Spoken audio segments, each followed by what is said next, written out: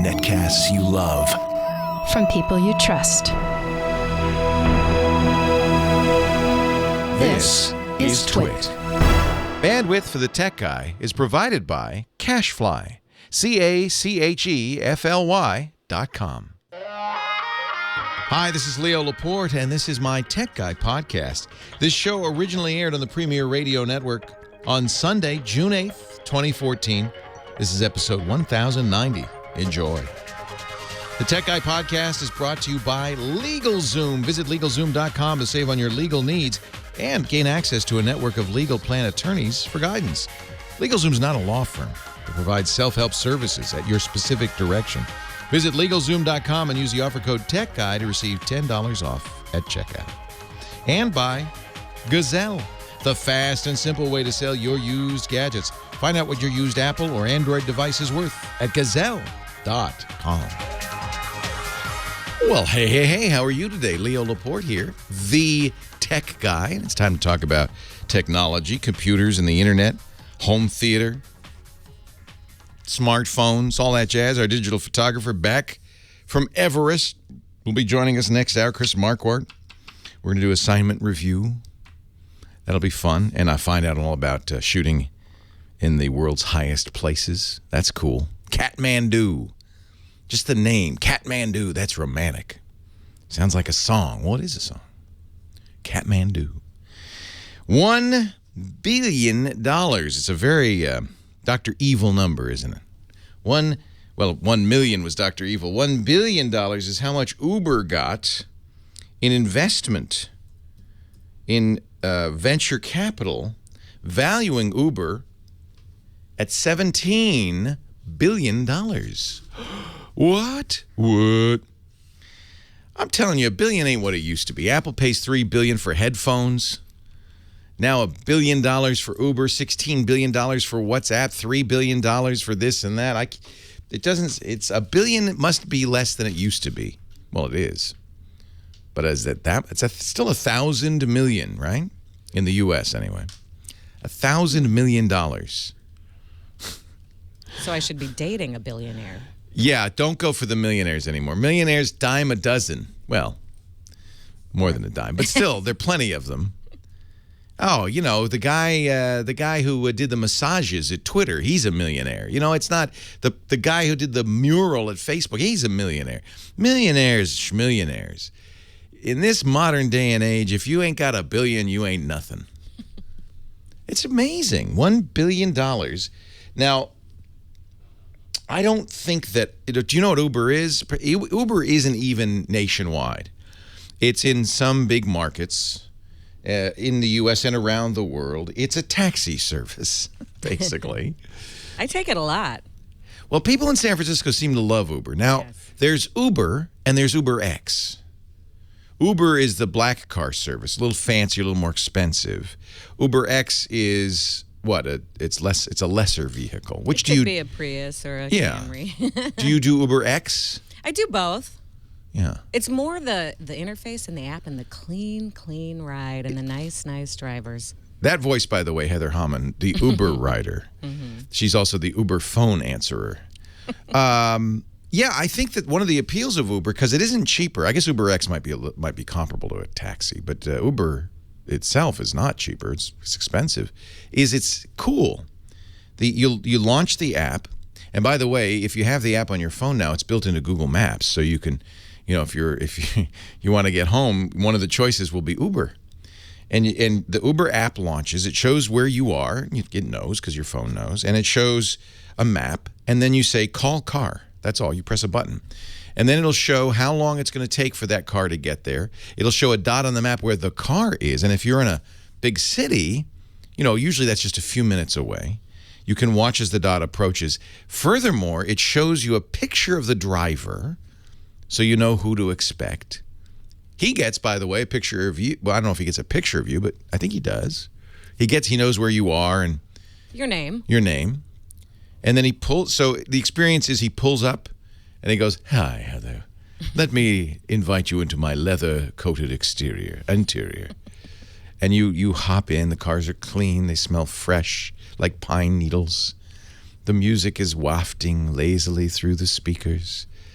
And the driver, who has a PhD, by the way, in English, will say to you, "Now, Heather, where would you like to go?" Actually, he already knows, doesn't he? Do you tell him when you call him? No, you don't. You do tell him when you get in. I think you could. You don't can know if price the out app- your fare quote if you want to put in your But I think the app just says, destination. "Come over. Come here, big boy." Now, Uber drivers, Uber says the median income for Uber drivers is higher than a limo driver. And for Uber X drivers, higher.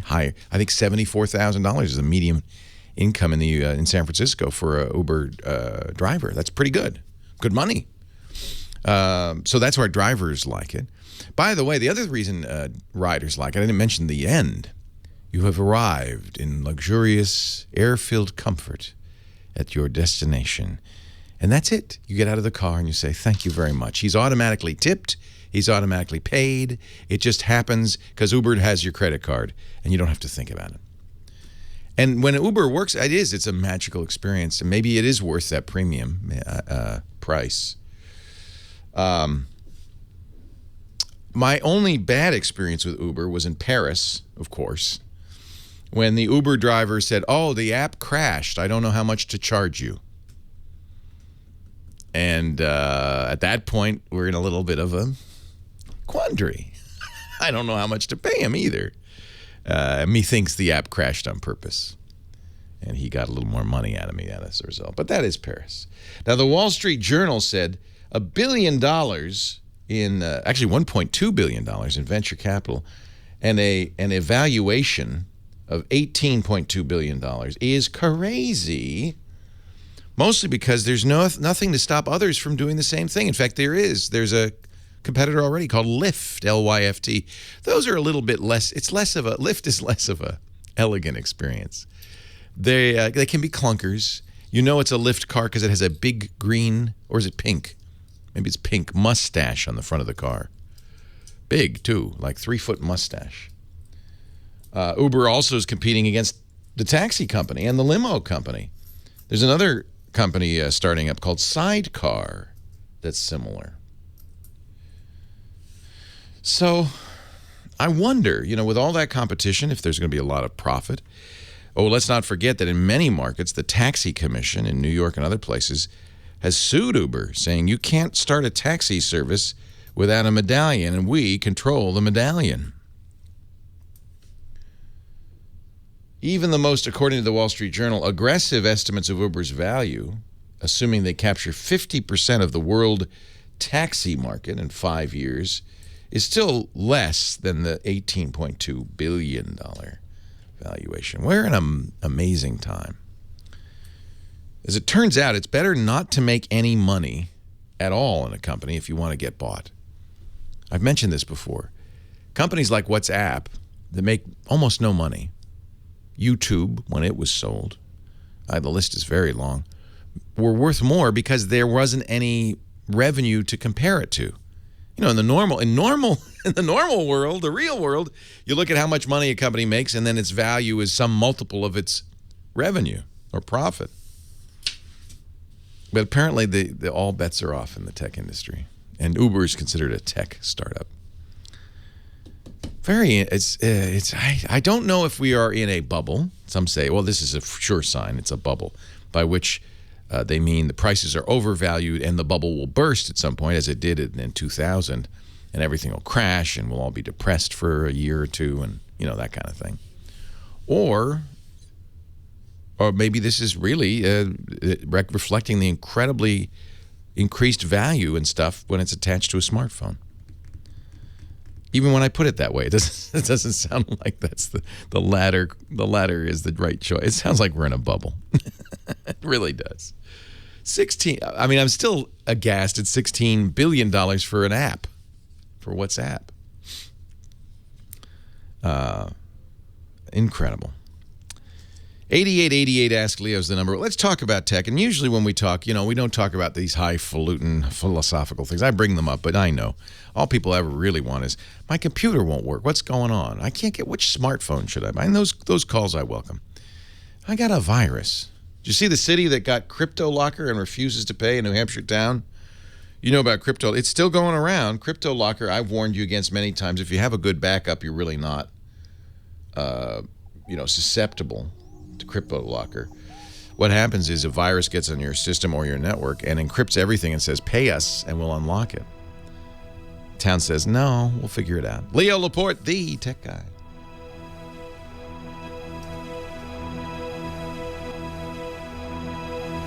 No, we won't pay. It wasn't just a town, it was the police computers. Of course it was. It was the police computers.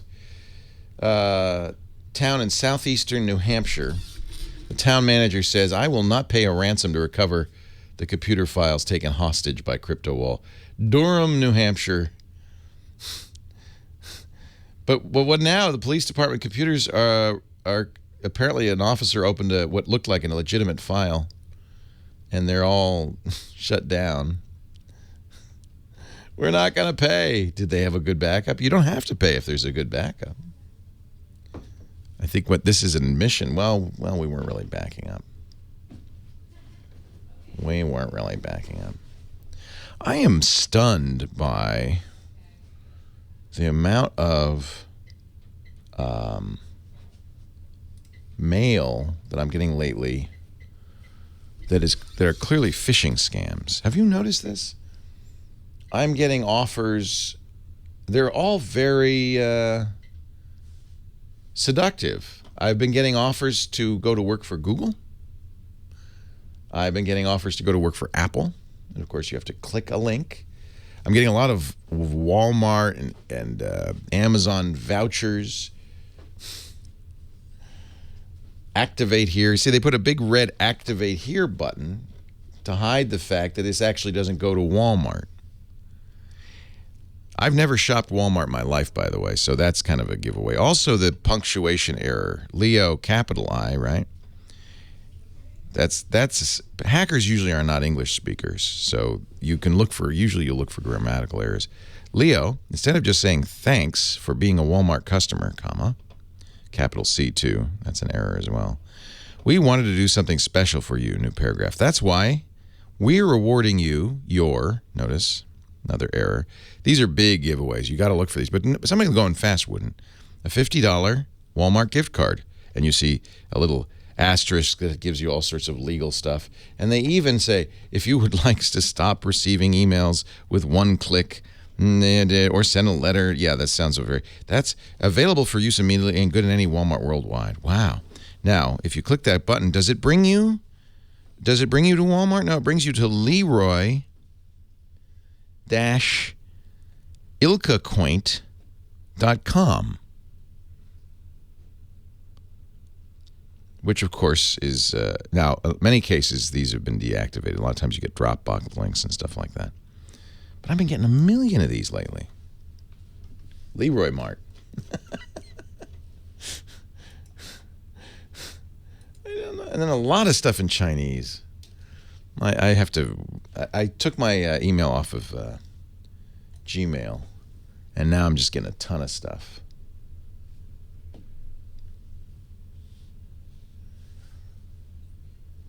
Wow. Ron Nehring. It's going on in November. I would never have thought that. Lieutenant Governor, California.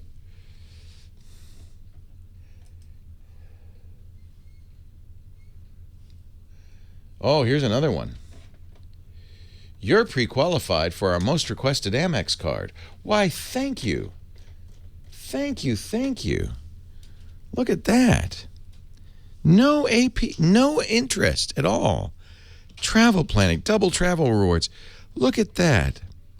All I have to do is click that box to learn more. I wonder if I click that box, oh no, it goes to ask.murrayrise.com. I'm sure that's American Express.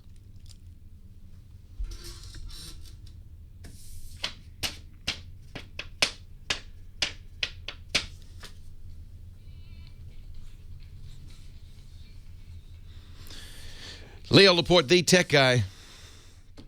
8888 Ask Leo. For years, like 7 years, I've been using Google's Gmail from all my email and then forwarding it and doing different stuff. But Gmail was the main place my email went. And it does such good spam filtering. I have not seen a lot of emails that are spam. Almost all my emails are clean. Just last week or the week before, I stopped using Google Mail, Gmail, and I moved it to another service, which has its own spam protection, and I have local spam fighting and stuff. But still, all of a sudden, a lot more attack emails are getting through, malware emails are getting through. And I look at these and I go, no wonder we get so many calls from people who have been attacked. I despair. And they're very credible. I'll get 3 or 4 at once. Amex offers, Walmart gift card offers, Apple gift, and I've gotten a number of emails, maybe you have too, that says Google would like to offer you a job. I'm a headhunter. Apple would like to offer you. I've been offered jobs by Google and Apple many times in the last few days. Many special gift cards, vouchers.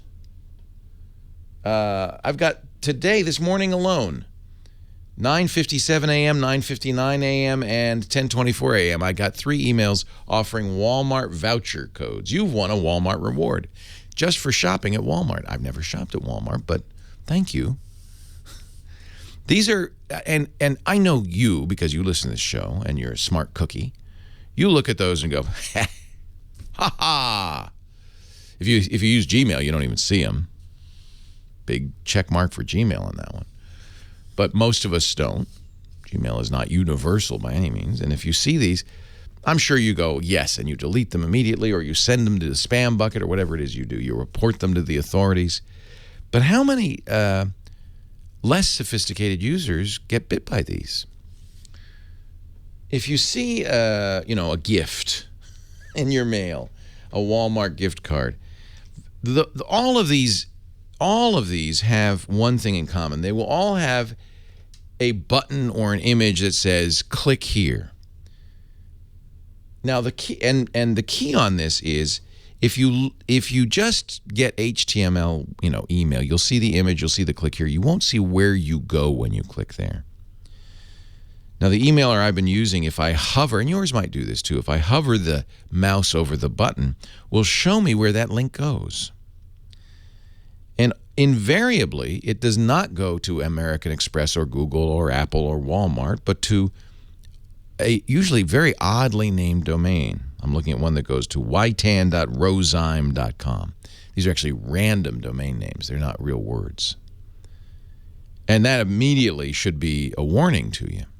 But I've said it so many times, I just want to say it again. And you know better because you're smart, but tell your friends and family members who are less sophisticated, don't click links in email, period. Don't click links in email. If you really want to get that Walmart gift card, right-click on the link and copy it, and then paste it into your browser, or better yet, paste it into a word processor or somewhere where you can examine it. Examine the link, and if it's not to the same company, and look very carefully at the stuff right before .com. If it's not exactly Walmart.com, don't click it. Just throw it out because it's bogus. So it's very disappointing to see all of this, and I really despair and worry for friends and family members who must see a lot of this. Help them. Tell them, don't click links in email. Be very careful about offers. And a lot, of course, these guys are smart. The guys who create these mail messages, they do everything they can. We call it social engineering, to hook you psychologically. They'll say things like, your account, we've seen 4 logins from foreign countries on your bank account. Quickly log in and make sure everything's okay. And you'll go to a page, it'll look just like your bank page, because that's easy. Faking the look of your bank page is easy. But it's a lot harder. In fact, it's virtually impossible to fake the name. So look in the browser bar where you type in bankofamerica.com and make sure that that's, in fact, better yet, type it in by hand, by yourself. Make sure that says what it should say. And it has a little green mark or a lock or, a certificate. This is why we also say never use out-of-date browsers like older versions of Internet Explorer particularly, because they don't do the kinds of protecting that they ought to, that they need to. I'm just... Oh, here's another one. I've been identified to upgrade to a platinum card. It's easy if you look at these closely to see that they're phony. The grammar's usually bad because mostly they don't come from English-speaking, native English speakers. They come from, bad guys around the world. They often offer more than makes any sense. It's really tricky, and unfortunately, it's just become a cesspool out there. The best thing is to use good email filtering that catches these scams before they even get to you, before you even download them.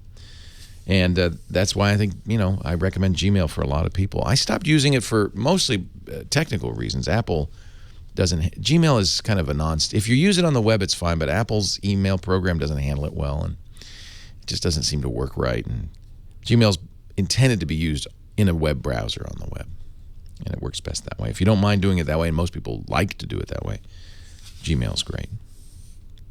I don't know of any other free email system that does as well. A lot of people worry, though, about giving all that information up to Google. There's increasingly a drumbeat that Google knows too much. Google knows too much. And that's the price, of course, you pay for free email and really great spam filtering, is that there's another guy getting in there. The internet. I swear. What a concept. 8888 Ask Leo, that's the phone number. I will take phone calls. We also invite you to visit the website. That's where all the answers to the questions, all the things I talk about are. The website is techguylabs.com. techguylabs.com. And you know what I'm going to do is put a link to the anti-phishing work group. Anti-phishing, phishing is spelled with a PH, antiphishing.org. It's the APWG. And it's a group that does a lot, I think, of good. Their members include Google, WebSense, and others. They do a lot of good in educating people about phishing, what phishing looks like. You can report phishing scams there. But usually by the time you report it, it's too late. But they also have a wonderful, or they used to, let me see if they still have a database of phishing emails. I guess they've stopped doing that. Because that was great, because you could go and show Grandma, look, these are what they look like. And Grandma would say, wow, I get that mail all the time. Yes. Yes. They're out there like crazy. And what are they trying to do? I guess I should mention one of the things they're trying to do is either get you to give them your banking login or your American Express login, or to somehow steal money for you. There's a really good anti-phishing Phil quiz you can take that will see how smart you are here. That's fun. All right, let's go to the calls right after this. Leo Laporte, the tech guy. HTML email should be blocked, banned, and prevented. So when you get HTML email, it looks like a web page, and it's very hard sometimes to tell that it's not real. This looks pretty real. Shop your heart out. Treat yourself to whatever you want this summer from Amazon with this amazing gift card on us. Please read rules of participation terms. Not everyone will qualify. Blah, blah, blah. What I find really interesting is that the unsubscribe link is actually the same link as is up here, bbs.muckzonk.com. Do you think if you click that link that you'll unsubscribe? No. That's the same link. So they're getting you. In fact, I bet you that's the same link. It is. So they're getting you, all the links in here are deceptive. But HTML particularly hides that. You can't see what that Get It Here button leads to. This emailer is good at you can. But if your emailer supports, as this one does, this is a great one for the Mac called MailMate.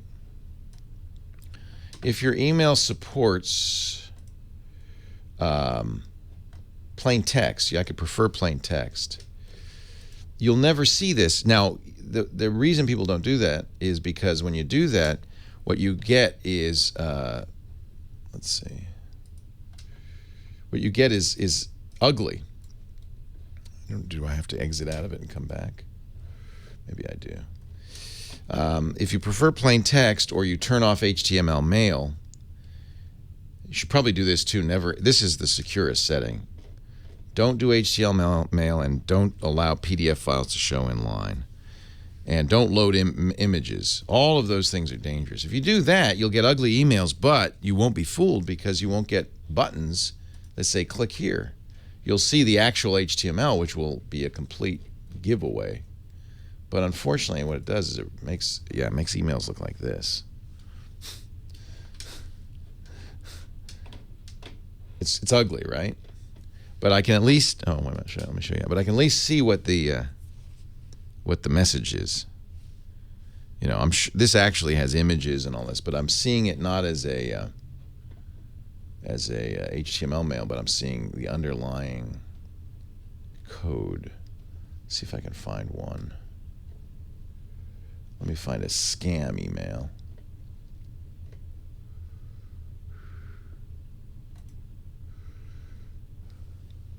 Actually, and you can verify this is, for instance, a real one because the link in the underlying code says MicrosoftStore.com, so that's legit.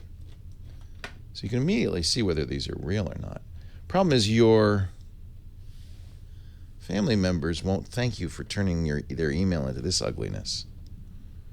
I think I've got all the bad mails, unfortunately. Let's see if I get any more. Oh yeah, here's one. I get a lot of these. See all these offers for Chase cards? Every one of these are fake. And they get tons of them. This all came today. So let's look at one of these. Oh, see, it's still the good news is this emailer is blocking external references. It means it's not loading these images and all this stuff. By the way, this looks exactly, does this not like the American Express card? Platinum card, 0 APR. It's the same. It's from the same bogus source. Somebody in the chat room said, well, I'm not sure which is worse, the bogus offer for a credit card that leads you to a hacker's site or the actual offer that charges you 36% interest yearly. Yeah, they're both kind of scams, aren't they? It's hard to tell. 8888 ask Leo. It's really a good idea for everybody to exercise caution. Be careful out there. It's dangerous. Heather Hammond's here. She's keeping an eye on the phones, and I've talked a lot, Heather, so I think it's time for me to take somebody, put somebody on the air here. Who do you want me to start with? Let somebody give you a rest for a second. Catch your breath. Okay, Joshua in Greenville, Wisconsin. I love it. Hi, Joshua. Leo Laporte, the tech guy. Hey, Leo. Hey, Joshua.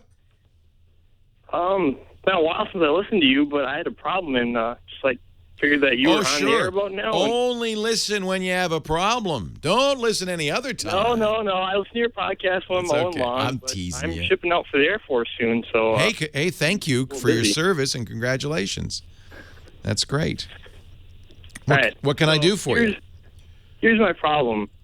My dad is, so I'm 20 years old. I'm still on my dad's cell phone contract. Yeah. And he's very anti-tech. Like, I have this really dumb basic phone. So I like to run and just do stuff and take pictures. So I have an iPod Touch. But that is just, the screen's half dead and it's just It's time for you to get off Dad's account, get on your own account, and get your own smartphone. How about that? Well, here's the problem. I'm on his account for another year, and Well, if Dad's willing to pay, you buy the phone, let Dad pay for the account. He won't let me get a smartphone, though, so. Oh, well, I oughta. I know. My internet runs at 1.2 megabits per second, so. Oh, all right. It's really slow. Yeah. So you live with a Luddite, but good news: the Air Force is very techy, so you'll get much better internet. You know what you might want to get is a tablet at this point. You can get them very inexpensively. My recommendation. I do have a tablet. Oh, all right. Note 8. Say again. And that worked well. I have a Galaxy Note 8. Okay, that's a good tablet. Except that's huge. And what I was wondering, is there like a cheap smartphone? Because I was looking at the new iPod Touches, and it's $300, and that was a little bit of a sticker. Oh, there's some excellent, inexpensive smartphones that are really great. So Dad's not against the idea of paying for the data plan. He just doesn't. He is. So that's what I was wondering. Is there one I can get like just without the data plan? So I have the camera, the GPS for running, and then just all the music and stuff and the apps available?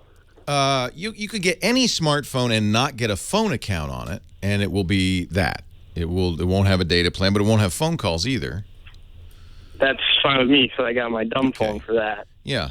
So what you're going to want to do is get an unlock. It basically is just like buying a tablet or an iPod Touch. The phone's in there, but you're not going to put a SIM card in it. You're not going to use it. You're just going to use it with Wi-Fi. That's right? Yep. Yep. Yes, that's correct. Almost anything will do. There are a lot of great choices. What's your budget? Well, the iPod Touch I was looking at is $300, so anything under that would be great. You don't want to buy an iPod Touch? It's $300. That's just it's a little too much, because the contract's up in a year, so I'll probably be getting my own smartphone then and paying for it myself. So that's why I want something like cheaper that I can use for a year or so, and then the problem when you look at prices, and people in the chat room are saying things like, "Well, the Moto X is only $50 now at Best Buy." But when you see those prices, those are what we call subsidized prices. They require 2-year contracts. That's what you don't want. So what you're going to be getting is an unsubsidized or unlocked phone. And you're probably not going to get it from a phone store. You could go to somewhere like Best Buy, electronics store, and explain that that's what you want. Mr. Mike says that's without a 2-year contract. I'll tell you what, if they have the Moto X for $50 without a contract, or the Moto G, that would be a very good choice. The Moto G without contract, I think, is around $150. These are Android devices, much like your Galaxy. It's a small screen. It's 4.7 inches. But it's a great device. It's a full Android device. They do a lot of very cool things. The key is to, look for those little wiggle words that say with 2-year activation, that kind of thing, because you don't want that. Okay. A number of companies offer these. Sometimes they call them unlocked or unsubsidized phones. And the way it'll work is you'll be able to use it for now without getting a phone account. And even better, in 2 years when you can get your own, you could just put a SIM card in it, and it will be your phone, and you won't have to do anything fresh or new or different. That's what I was going to ask. Could I just pop a card into it and make it my phone? Yeah, you'll want to get one that is a GSM that works with either T-Mobile or AT&T. I think if you go to any phone store, you can say, I want that. The Moto G is probably the one I would get. That is Motorola's low-price version of the Moto X. I think unlocked $150, unsubsidized $150. And that's every bit as good as your iPod Touch and a lot more modern. All right. So I could just pop a SIM card into it, and then it'll become my phone. So then, actually, that raises another question. Is there a Samsung one? Because then I might just get a more expensive one and just wait it out. Sure. There are many Samsung phones. $300 is the problem. Well, 400, 500? Yeah, if you're willing to spend more money, you could get a Samsung Galaxy S3, the older one, or Galaxy S4. They're selling the S5 now, and I bet you those would be less expensive as well. If you are interested, you want to stick with Android? Yes, I do. I don't really like Apple, and I love the Samsung, or with the UI that they have, the TouchWiz. All right, if you love Samsung, absolutely visit a Best Buy, a Target, and say, I want to get an unsubsidized Samsung, and shop around that way. You'll have some good choices. I think there are actually some very good choices. You might, somebody in the chat room saying, and I agree with this, go to play.google.com, the Google store, and you can buy a unsubsidized, unlocked Nexus 5 phone. That's a fabulous phone. I wonder what they're charging for the Nexus 5. I think it's more like $350. But that's not completely out of your ballpark. But if you want Samsung, you just shop around. You can get those. And the older ones, the S3 and the S4, because they're not in demand, will be a lot less expensive. Good luck in the Air Force, Joshua. Thank you for your service. We appreciate it. And stay in touch. Rob in Cincinnati, Leo Laporte, the tech guy. Hi, Leo. Thanks for taking my call. Sure, I'm excited about the WWDC and those announcements that were made last week. Oh, boy. I agree, and some pundits said, oh, there's Apple again with their reality distortion field.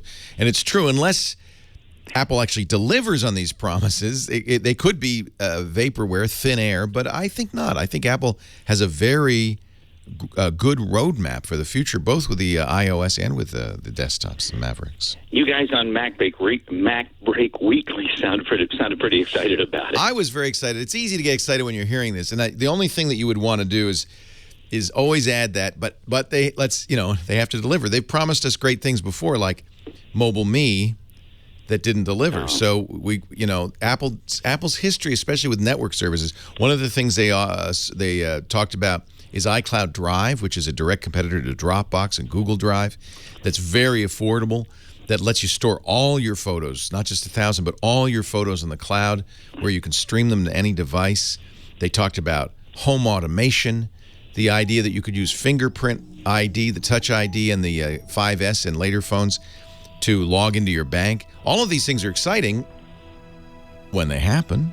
Hang on, we'll talk to you and answer your question right after this. Leo Laporte, the tech guy.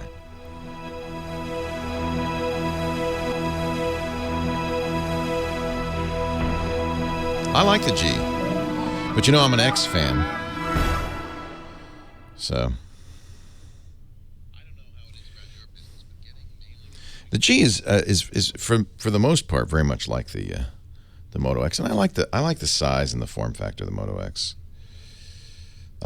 It's a lower end phone, right? But things like, okay, Google, now, what's the weather going to be in Petaluma?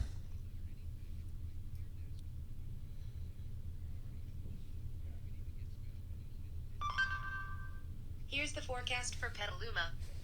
Whoa! Whoa! Whoa! Whoa! It's a spare the air day. Whoa! Whoa! Whoa! That's bad. So the Moto G does that. I've taken all my I changed my launcher, and so I have a lot of. But this just updated to 443, which is nice. So I was playing with that a little bit.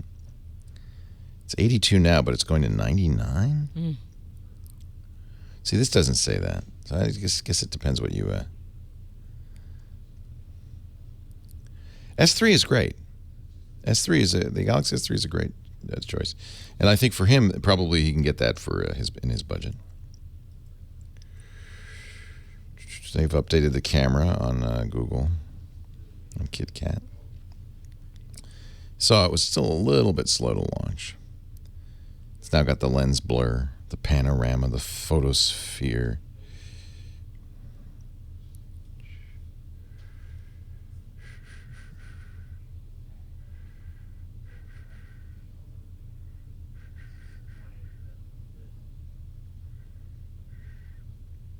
I haven't tried the lens blur. Let's try that. What is that? Shoot with lens blur. Lens blur is best for close-ups. Okay, got it. So let's try lens blur on this little twit thing.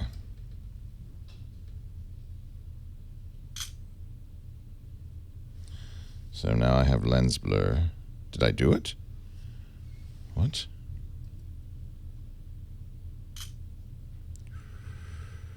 Okay, I guess I have to. Oh, yeah. All right, so now I have lens blur. Now what? Can I... How do I... I don't get it. What happened? Processing image, rendering image. Oh, this is the lens blur.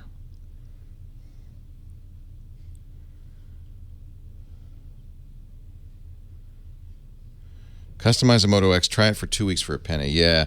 The problem, is that they're closing that factory, and I'm disappointed with what's happening. Okay, so now I can refocus by touching there, and I say I can focus on Oh, look, see, it focused on you. Not so well. And then it focused on this.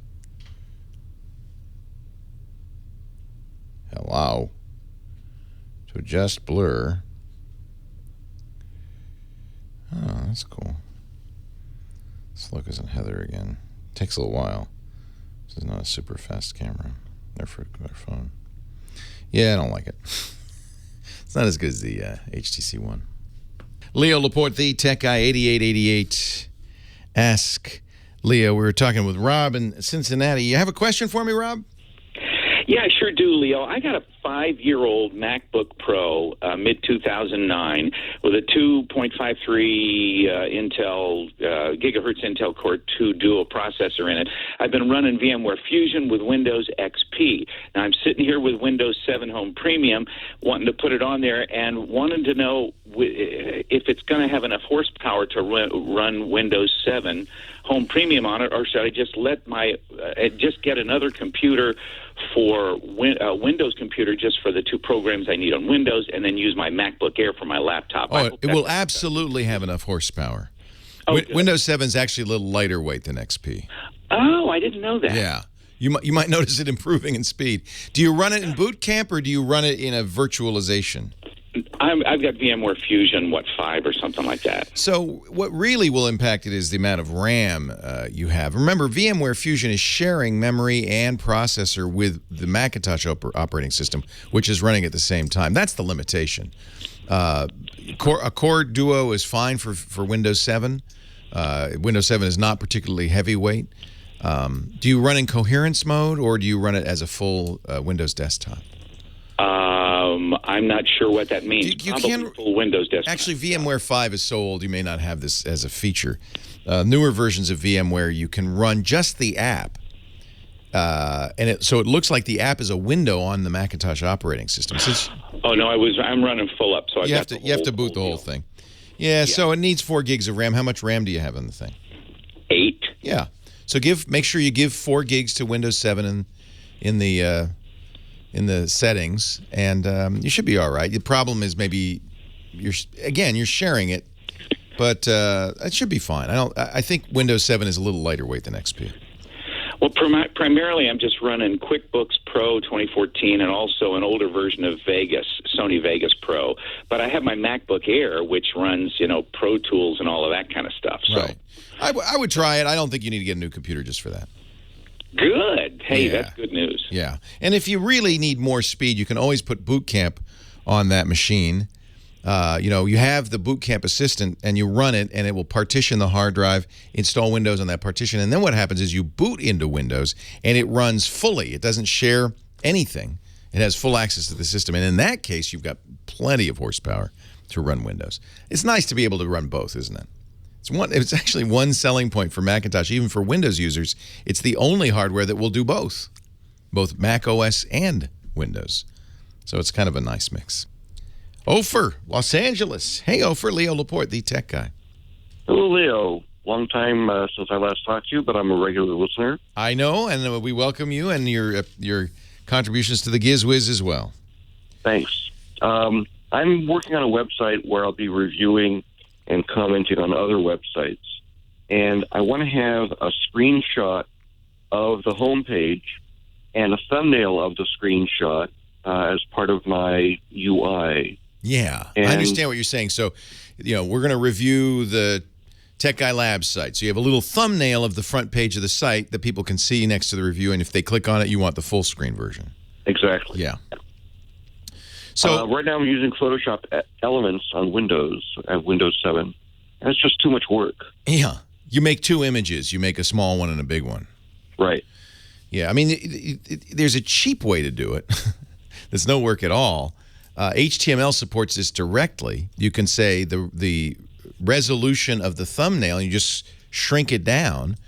They're still loading the full image, but they only see a smaller version of the image, and then when they click on it, it will link to the full image.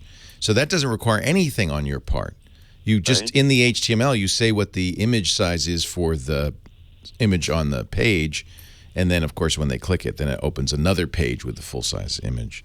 That's a very easy thing to do. You can also get batch. Are you on Windows or Mac? Windows. There are a number of great tools for batch resizing that will allow you to do this kind of on a whole folder full of images. Irfan View, IRFAN View is a very good choice for that. And then if it depends who your host is. We were just talking about Squarespace. Hosts often will do this automatically. You can ask them to do that. Are you using a template? Are you hosting the site? Where's the site? It's a Joomla site being hosted at GoDaddy. Okay. GoDaddy wouldn't do it, but Joomla might. So you might look in the code on the Joomla is his content management system. You might look on the code on Joomla. A lot of times these installations have image magic running in the background, and you can say, I want a small, you can in a way automate this. But really the simplest thing to do is in the tag, when you, okay, we're going to get a little geeky here. Yeah. I presume that you have access to HTML code in your Joomla posts. When you put the image, image src equals, and you do quote dot JPEG quote, you can also at that point say the size of it, the dimensions of it, height and width, and specify that. So specify it smaller. And now the negative of this is the user still downloading the full-sized image. But that's not necessarily a negative. If they click on it, they've already preloaded it. And you shouldn't let your images get too big anyway. And that involves using a good image editor to create a JPEG that looks good on the screen but is quick to load. A lot of people, bandwidth got so cheap, people got so lazy that sometimes you'll see 100 megabyte plus images on web pages. And in my day, you couldn't do that. And so I just always get in the habit of making sure the images are as small as possible. And the nice thing about JPEG compression is it really will make a small image without degrading it too much. If you look really closely, you can notice. Martin in Europe has given us a link on Stack Overflow on how you can use JavaScript, HTML5, and Canvas to do the same thing as well. We'll put that in the show notes. That's a more advanced technique for the more advanced user. I think if you do the JPEG properly, it will handle this scaling very nicely. You say height equals whatever it is, 150. Make sure you get the aspect ratio right, by the way, because you don't want it to distort. And you can make it distorted. You can make it weird. It's not unusual to do that. Just make sure your images aren't too big, so that they're not loading too much more than you expect. Hey, it's nice to talk to you, Ofer. I appreciate it. Stay cool in L.A. I guess it's going to be a hot day all over the West Coast. We're expecting 99 degrees today in Petaluma. Holy cow. That's unusual for this neck of the woods up here in the wine country of California. The grapes are just going to be boiling hot. 8888 Ask Leo's the number. I mentioned I put stuff on the website, like a link to this longer article. That's techguylabs.com. After the show, you'll get audio and video from the show, question by question. You can go there and add your comments and thoughts, too. If you've got an idea, a better way to do it, please do. techguylabs.com.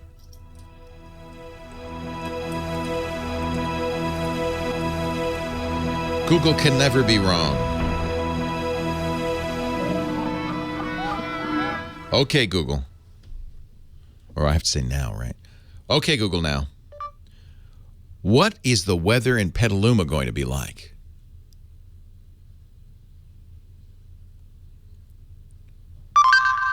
Here's the forecast for Petaluma. 99 degrees. That made me wonder what it would be in Palm Springs. Okay, Google, now. Okay, Google, now. What's the weather in Palm Springs?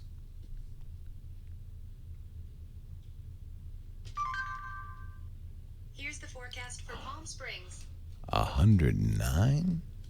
What? Tomorrow they're supposed to hit 111. 111. That's what it says. Crazy. Crazy. Do you go to the desert? Do you like the desert? I haven't gone in a long time. The Palm Desert? So OK Google is the official Google way of doing it. The Motorola one is OK Google now. But the nice thing about the Motorola version is you don't have to tap anything or indicate anything, and you don't have to have anything open. I'm actually on the lock screen. So that's useful. OK Google, now. Listen to Flaming Lips.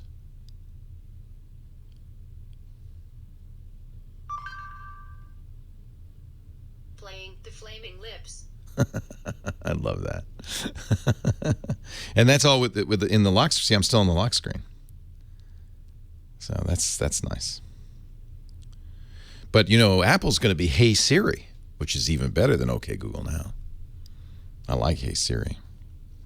Why aren't my lips flaming?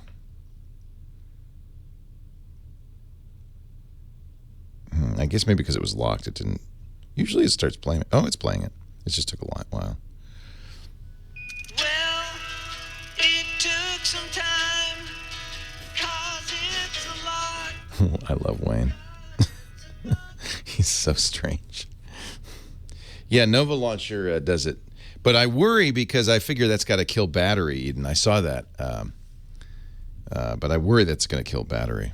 I think you still have to have the search widget on the screen, don't you?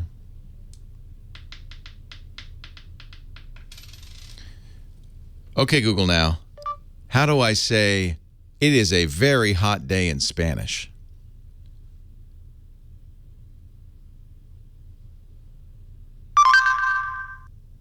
Se trata de un día muy caluroso. Caluroso. Se trata de un día muy caluroso.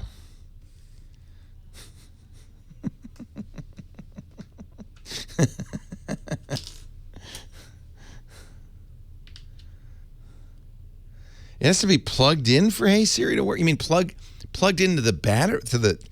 No, really? What good would that be? Martin, where in Europe are you? Do you want it in German? Let's see if it's good in German. Okay, Google now. How do I say now is the time when we dance in German? Oops, it didn't. I paused too long. It's now going to play an Usher song called How Do I Say? Okay, Google now. How do I say now is the time when we dance in German?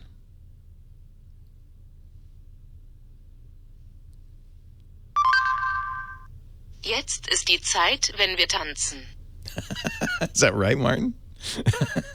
Jetzt ist die Zeit, wenn wir tanzen.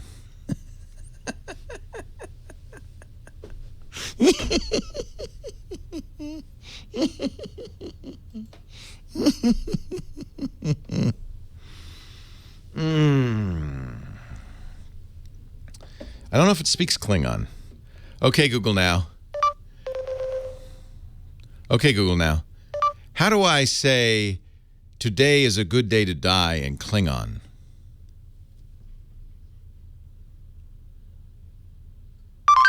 So cool if it did it. No. It does have everyday Klingon phrases. It should go. It would be really funny. Oh my God, you know what I watched the other night? Per something we did like 2 weeks ago. What? The Blob. Oh my God. Was it Original great? 1958. No, it's horrible. It's horrible. Well, it is what it is. But you know what you notice is how damn slow old movies move. Yeah. Just the Yeah. pace and Yeah. everything. Yeah. Very And the slow. Blob himself, so lethargic. Beware of your blood. But my mom said that at the time that was supposed to be indicative of the creep of what? That it was a political film. Yeah, it's about environmental government. disaster and the government. Big government. Big I government. thought. Anyway, they didn't exactly succeed to that end, but nice try. Yeah. Yeah. I don't think it does Yiddish. Okay, Google now. How do I say, oh, my back hurts in Yiddish?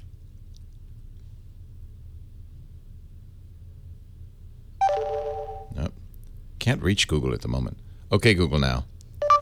How do I say I've got a pain all up and down my left side in Yiddish? The problem with it is that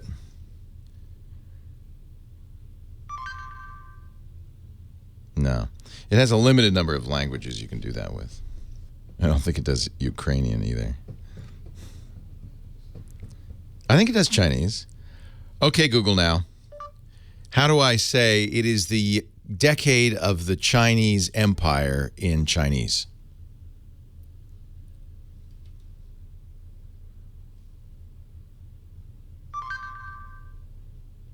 translation. Oh, yeah, it just writes it.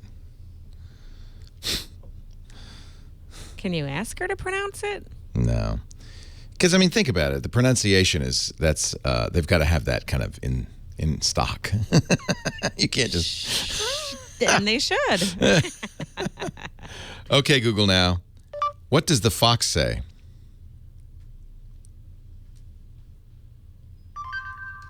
Yup, it put up. Okay, that's awesome. I think we've got a new remix.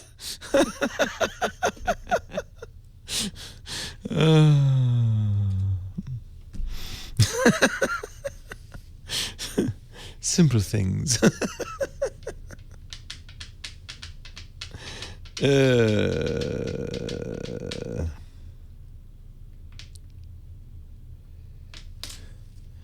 Okay, Google now.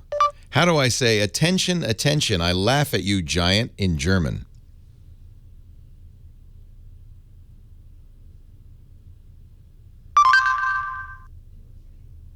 Oh. It didn't do it. Huh. Oh, I didn't hear all of it. Okay, Google now. How do I say attention, attention, I laugh at you, giant, in German?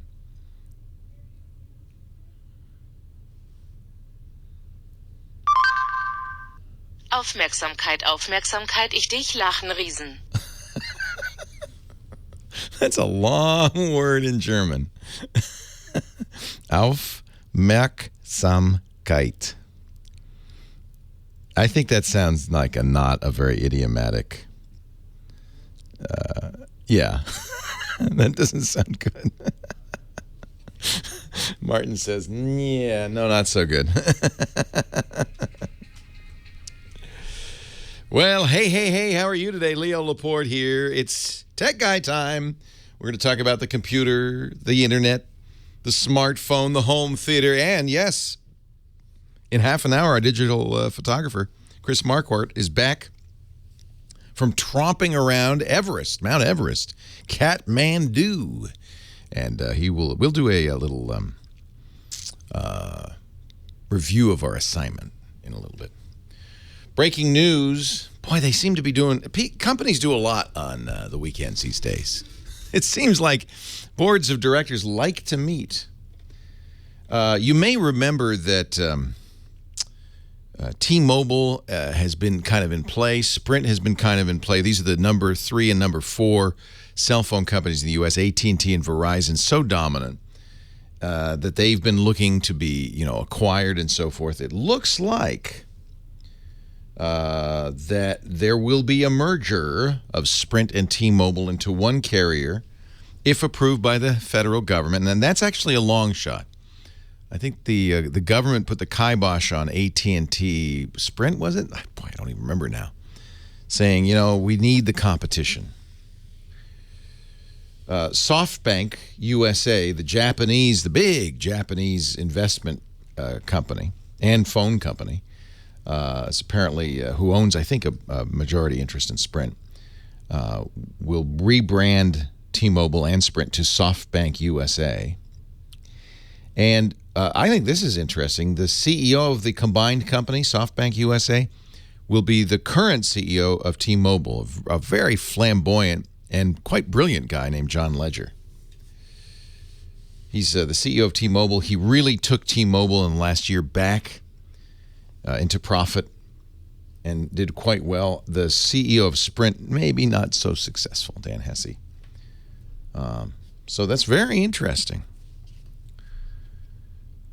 Sprint, of course, owns part or all of Metro PCS, Boost Mobile, and Virgin Mobile. These are carriers that ride on the Sprint network. Actually, there's quite a few of them. They will be combined into one company.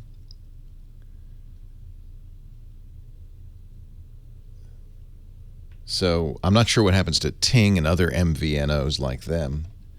It's an interesting story. This is just breaking now, and we'll watch with interest as more information emerges. My feeling on this is it's a bad idea. We like the competition. I understand that Sprint and T-Mobile are doing poorly, less so T-Mobile.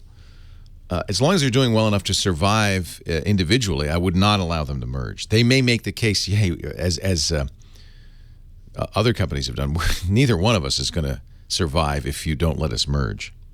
And it would still give us 3 big carriers in the U.S., but I like 4 better. And I know federal regulators do as well. So we'll follow that with interest. I like T-Mobile a lot. T-Mobile is one of those companies, scrappy little company that provides some real value for service. They're owned, globally, they're Deutsche Telekom. They're the big German telecom. But I guess Deutsche Telekom wants to divest itself. Isn't it interesting that these companies are owned by Germany and Japan? I don't know what to say about that, but a couple of days after the anniversary of D-Day, it's just interesting. Let's go back to the phones. Jen in Santa Monica. Leo Laporte, the tech guy. Hi, Jen. Hi, Leo. Thanks for all your advice on the radio. My pleasure. Thank you. Been listening to you for as long as you've been on KFI. That's a long time. I celebrated my 10th anniversary in January. Yes. I figured that was about how long. Yeah. I'm having an issue with Samsung, and I want you to consider the fact that I'm a student, and I have a disability, so I'm very poor. And so when you're considering whether or not I'm being unreasonable, but I have a Samsung Galaxy S3. Okay. And it basically bricked itself during an over-the-air update. Oh. Of the OS. And I'm off of any type of service on that. I was just using it on Wi-Fi. But so you don't have a carrier. I don't have a carrier for it. Who did you get it from originally? T-Mobile. T-Mobile. Okay. Yeah. So I went to the online forums all over, yours as well as others, and I saw many posts where people were having the same problem. And one guy said that Samsung had basically admitted that it was a design flaw to him, and they said, no, I would be very shocked. It would be criminal, and I think they'd be prosecuted if they were to send a signal out or an update out that bricked the phones. That would be cause for criminal prosecution, not even civil, but criminal prosecution, because they're damaging a personal possession. So that's just a conspiracy theory that I'm sure is untrue. Okay. So I don't know what to do now. I called Samsung, and I've had very bad experiences with all of their supervisors. So yelled at you? Yes, and they hung up on me, and one of them was basically trying to convince me that my phone was not bricked because Samsung does not define, bricked as a phone not being able to turn on. So, well, it may not be bricked. It's old enough that maybe the battery has stopped working. I mean, it's not working. The problem is it's out of warranty. And I understand. Believe me, I understand that you're broke. So I'm not going to say, I'm not going to yell at you. Don't worry. Okay. I completely understand that, and it's an expensive device to have non-functioning. But it's fairly old. It's 3 years old now, 4 years old. Not 4. I believe I got it about 2.5 years ago. Yeah. I mean, these things are not designed to last forever. You're carrying them around and so forth. If it doesn't work, in my definition, it's a brick. But what we don't know is why it's a brick. Is the battery die? After a while, these batteries won't take another charge. Now, you can open that phone up and put a new battery in. Which battery? When you pry the back off of the phone, there's a big white. Yeah, I have 5 of them. Oh, well then it's not the battery. It's not a problem with the battery. You're a smart woman. That's the update. Yeah, no, I think you're right. I think it's not the battery. You have 5 of them. It's definitely not the battery. So it won't turn on at all. You can't get it started. Right. During the update, it said that it was unsuccessful and it was going to go back to the original OS setup, and then it didn't, and then it would never turn on again. Yeah, I had a Samsung tech look at it here at Best Buy. He couldn't get it to open. He couldn't get it into recovery mode at all? No. Okay, because that's the one hope for you is if you can get into recovery mode, and that you do that, I believe, by pressing the on and volume up button and holding them until it goes into a recovery mode. He tried that? Yeah, he actually hooked it up to the computer because I tried all the different types of the reboots and what do you call them? You can use the volume up or the volume down. Right. The volume up is a hard recovery. The volume down is right. So I couldn't do that. He hooked it up to his special computer, and he said that it was dead. Well, that happens. Unfortunately, it's out of warranty. It happens. Things die. Okay. And I think you might be able to make a case you broke it, but they're going to say, well, we didn't break it. It was going to die anyway. It just happened that in the process of the upgrade, it did die. It seems to me that if you want to be ambitious and you're smart, obviously, you might go to XDA Developers. Do you know that forum, xda-developers.com?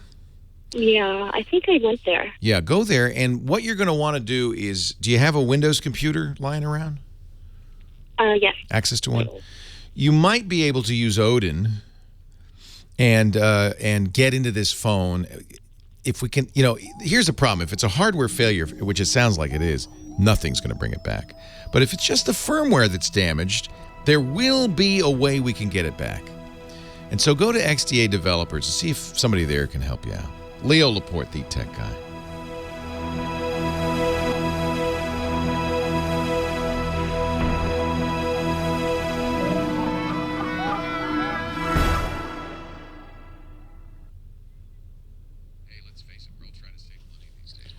Yeah, these are consumer devices, unfortunately, Jen, and they,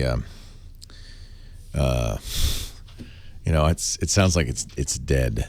The good news is, I gather you don't want to have an account. You don't want to have a contract with a carrier like one of our earlier callers.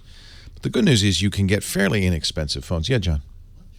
I'd love lunch. I would like one of them sandwiches from the deli counter. Okay, I know what you want. Dutch crunch, turkey, lettuce, tomato, mayo. Thank you. But I'm not going to give up. That's why you go to XDA Developers and you ask and see if somebody can help you there. My gut is that it might be really dead. I mean, these things happen, and then nothing. If you can't get it in any way to wake up, it's the motherboard's dead or something like that.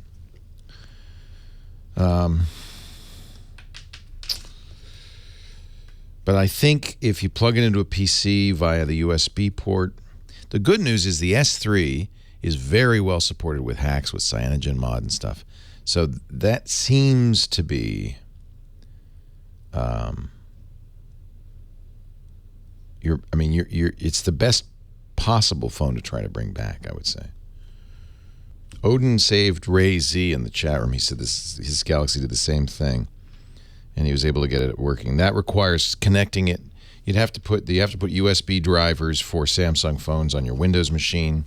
You have to connect it via USB, and then you're going to be working on it through the USB port, running software on your Windows machine. And the chat room's saying there's some value to it for parts. So you might be able to get, say, $40 or $50 out of it. Yeah, it sounds like the guy at Best Buy tried keys, but maybe not. Lots of information from the chat room. And James, if you'd capture some of that and put it in the chat room, and then Jen, if you put it in the website, and Jen, if you go to the website, you can. I wish I could, but I'll be gone by then. Oh shoot! Okay. Yeah, you might have to get a Moto G or something. Get a cheap phone. Oh, have you? We got Chris. Don't forget, we got Chris Marquardt in 10 minutes. Thank you.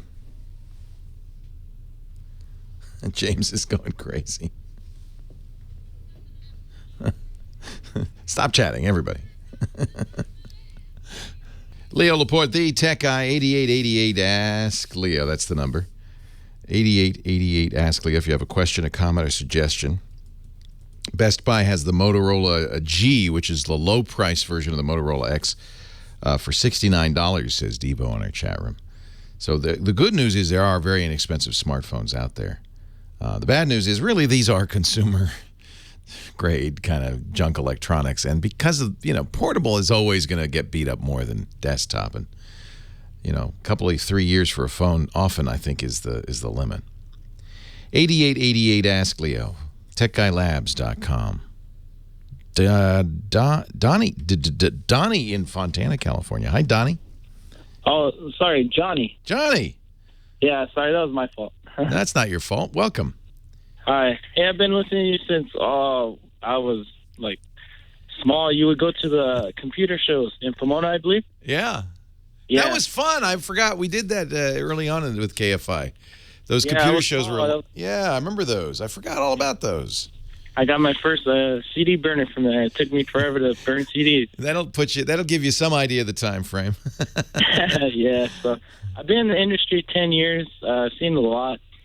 So graduated high school, worked with computers, phones, tablets, you name it, whatever. It's pretty interesting business, isn't it? Yeah, I've seen a lot. The rise of flat screens. So that's right. Taking 10 Remember, years we used to have monitors, those big, in fact, at those Pomona computer fairs, big, deep, heavy monitors. Now everybody's got a flat screen. Yeah, CRTs, DLPs, it all converted 10 years. Yep. It's been a fast 10 years. It's funny, when you live in it, it doesn't feel like it's changing that fast. But if you went to sleep for 10 years and you woke up like Rip Van Winkle, you'd be blown away. Yeah. You'd say, why are people walking around staring at those little screens? What's wrong? Aren't they worried about getting run over? Yeah. Everybody's looking at a screen. In 10 years, what will we be looking at? Probably our special glasses with the heads-up displays or something. So what can I... even have to... Okay, go ahead. What can I do for you, Johnny?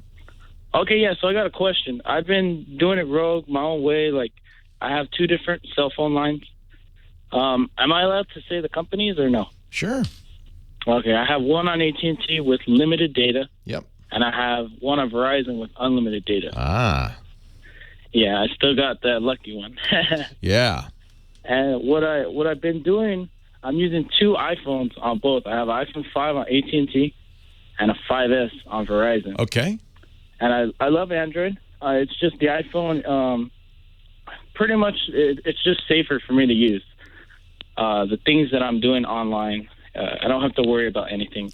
You like the incognito mode, the private browsing. All right. Yeah. Okay. Yeah, I have Android phones. I get them for my family, but I use primarily the Verizon line. That's my home internet also. Right, because you have unlimited. Yeah. You share it. You must be paying for it though. They want another $20 a month, I think, for that. Yeah. So I pay that, but it's worth it in the long run. Oh, sure. I don't have cable or satellite. I do everything off the phone. And if Verizon is fast enough where you are, that's a very economical and smart solution. Oh, yeah. That's Watch out, though, because sometimes when they say unlimited internet, it's limited to 5 or 8 gigabytes, and they don't cut you off after that, but they slow you down. So it might be worth paying attention to that. But my question to you now, because I want to get into Android now. I'm fairly familiar, but there's always room to learn, as you know. Absolutely. So I'm asking you, on which line would you prefer to get an Android line? Like if it was your choice. How much data do you have on AT&T? It's only 3 gigs. It's nothing compared to what I use on. Yeah, it's hard to use more than 3 gigs unless you're using it as a hotspot. Yeah. Since you don't have Wi-Fi at home, maybe it isn't so hard because one of the reasons 3 gigs is enough for most people is because they have Wi-Fi at home and work. They only use it when they're in between home and work. And 3 gigs is a lot of data unless you're watching streaming video or downloading big files. If all you're doing is email and texting and that kind of thing, then 3 gigs is a lot of data in a month. Yeah. I don't really have an answer to that question. It just, I guess the first thing to check is that the phone that you're going to get has a hotspot capability because if you put it on the Verizon phone, you're going to want to use it with hotspotting. I think most Android devices support that built in. It's certainly built into the current versions of the Android operating system, but sometimes carriers take it out. They don't want you to do that. Let me think. What would be a compelling reason to choose one or the other? I don't know. It's just whichever. Are you going to use this as your daily driver? Is this going to be your regular device? Well, I use primarily the Verizon one. That's my internet source, so everything's streaming, downloading. But as far as email, the email I use on my AT&T device. So I use 3 gigs is plenty for email. You know, the email's not very big. I don't see one or the advantage to one or the other. Frankly, doesn't seem to make any difference to me. You're lucky though. I have a feeling, Donnie, that you're kind of a geek, which is good. keep up the good work. Raymond in Thousand Oaks, Leo Laporte, the tech guy. Hi, Raymond. Hi, Leo. How you doing? I'm well. How are you? I'm good. I had a question. I'm a volunteer for a nonprofit that provides free mental health services to veterans. Oh, that's great. Thank you. And my boss wants me to start making podcasts for him. Right on. So I found Audacity, which seems fairly simple. And it's free. Yeah, it's a good choice that's an audio recording and editing program. Mm-hmm. But my question is, now when I finish that, and then I'm going to export and save it as an MP3, right? Right. And then where do I put that file? Do I have to host it somewhere? And how do I get it on iTunes and get people to listen to it? Yeah, you do have to host it. That's the one cost, really, of podcasting, because most people have a computer, a microphone, they have the software they need, but you've got to host it. And if your podcast gets popular, that could be expensive. So there are a few different ways to do that. Certainly, how many podcasts you want to do? One a week? About, yeah. So you're not doing a whole lot of stuff. The first place I send people to is a company called Libsyn, LIBSYN.com. Libsyn stands for Liberated Syndication. They were created to support podcasters, so they don't charge you for bandwidth. You can become very popular, and it'll never cost you more money. They charge you for storage. If you're only doing one podcast a week, it's not very expensive. 50 megabytes of storage, which is probably enough for a month's worth, is $5. So that's not bad at all. $5 a month. And you get, and it will turn your podcast automatically into an iTunes compatible feed so that you just submit it to iTunes and it'll do it. Somebody's suggesting SoundCloud. SoundCloud is a great free storage solution for a limited amount of data, and they can also turn it into a podcast. So that's another, I think, a good choice. They don't strictly speaking offer as many features as Libsyn, but they're completely free. So those are of the two. Those are two I would absolutely look at: SoundCloud.com and Libsyn, LIBSYN.com. Leo Laporte, the tech guy.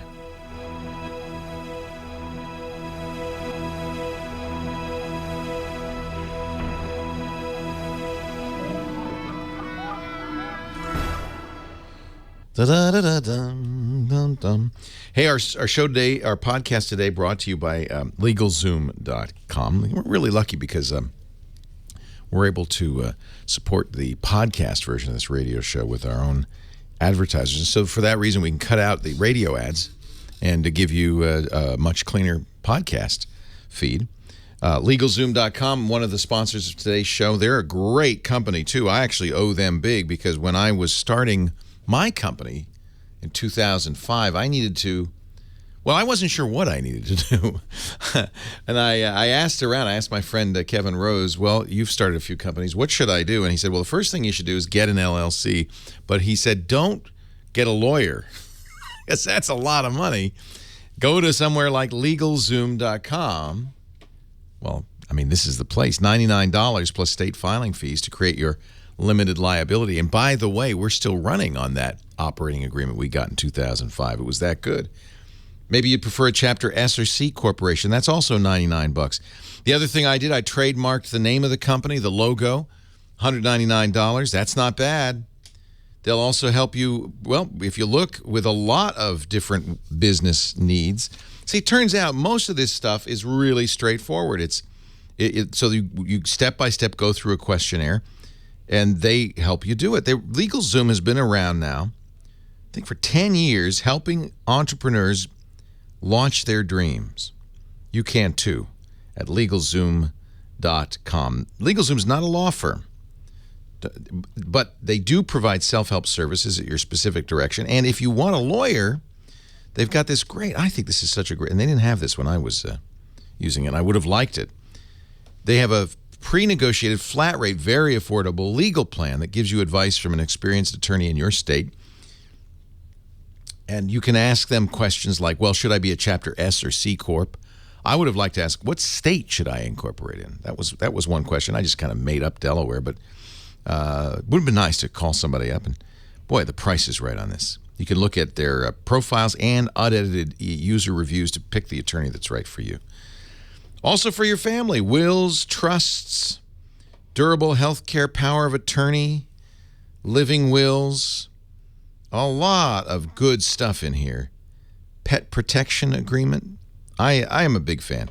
Try it today, LegalZoom.com. All I ask is when you check out, use the offer code TECHGUY, and you'll receive $10 off at checkout. Use the offer code TECHGUY and get a special price on trademark, copyright, or provisional patent applications to celebrate all the million businesses that got started right at LegalZoom.com. A+ from the Better Business Bureau. LegalZoom.com, offer code TECHGUY. It's Mr. Chris Marquardt. Hello, Mr. Leo Laporte. How are you? I'm great. Welcome back. Did you have fun? Of course, every single time. That was the fourth time, so... It's getting to be every day for you. Just not quite. Once every other year, I think, is enough. That's awesome. I'm really jealous. I'd love to do that. So we'll talk about that, and I'm going to look and see if you sent me an email, because I bet you did. I did send you an email. All right. So doing both in one segment is probably going to be a bit short, but I can point it to a few pictures. There's a link to some Everest pictures in the email. We'll start with that. Cool. Hey, Chris Marquardt is here. Our photo guy's back. He's been traipsing all over the Nepal and Kathmandu and the Himalayas. Welcome back, Chris. Hey, Leo. It was awesome. Did you have a great time? You should have been there. Oh, you would have loved it. You would have loved it. This is your third time doing that? It's the fourth time in the Himalayas, the third time around Mount Everest. So we took 16 photographers up to Mount Everest base camp, or at least most of them. Some opted to just go almost there, but a few actually made it up to the actual Mount Everest base camp. Base camp isn't the peak of Mount Everest. No. That's, I wouldn't. No. The peak is really high. No, what we did is we got to an elevation of 17,500 feet, roughly, almost 8,000 feet. We went up through the so-called Gokyo Valley, up over two passes that both are almost 18,000 feet high. Wow. And then we took it very slow. No one was tempted to go the rest of the way and just, summit while they're there? Not quite. And I mean, it's a photo workshop kind of thing. So we, most of us were not hikers, like everyday hikers, but more on the photography side. So we made sure that that everyone can do it. And actually, we had one guy there who just, I think a couple of years ago, got two knee replacements, and he made it with us every step of the way. I mean, I'm looking at your pictures. Where can we see these, by the way? You can go to tfttf.com/ET2014. That's a link that long takes URL, you but we'll put that at techguylabs.com. Yeah. TFTTF, that's his Tips from the Top Floor podcast. TFTTF.com. And I bet you there's a link on the front page there, too, I'd guess. There is a link. ET2014 for Everest Trek 2014. Fun. Oh, my gosh, these are beautiful. Are these all yours, or are these students as well? These are mine. Just gorgeous stuff.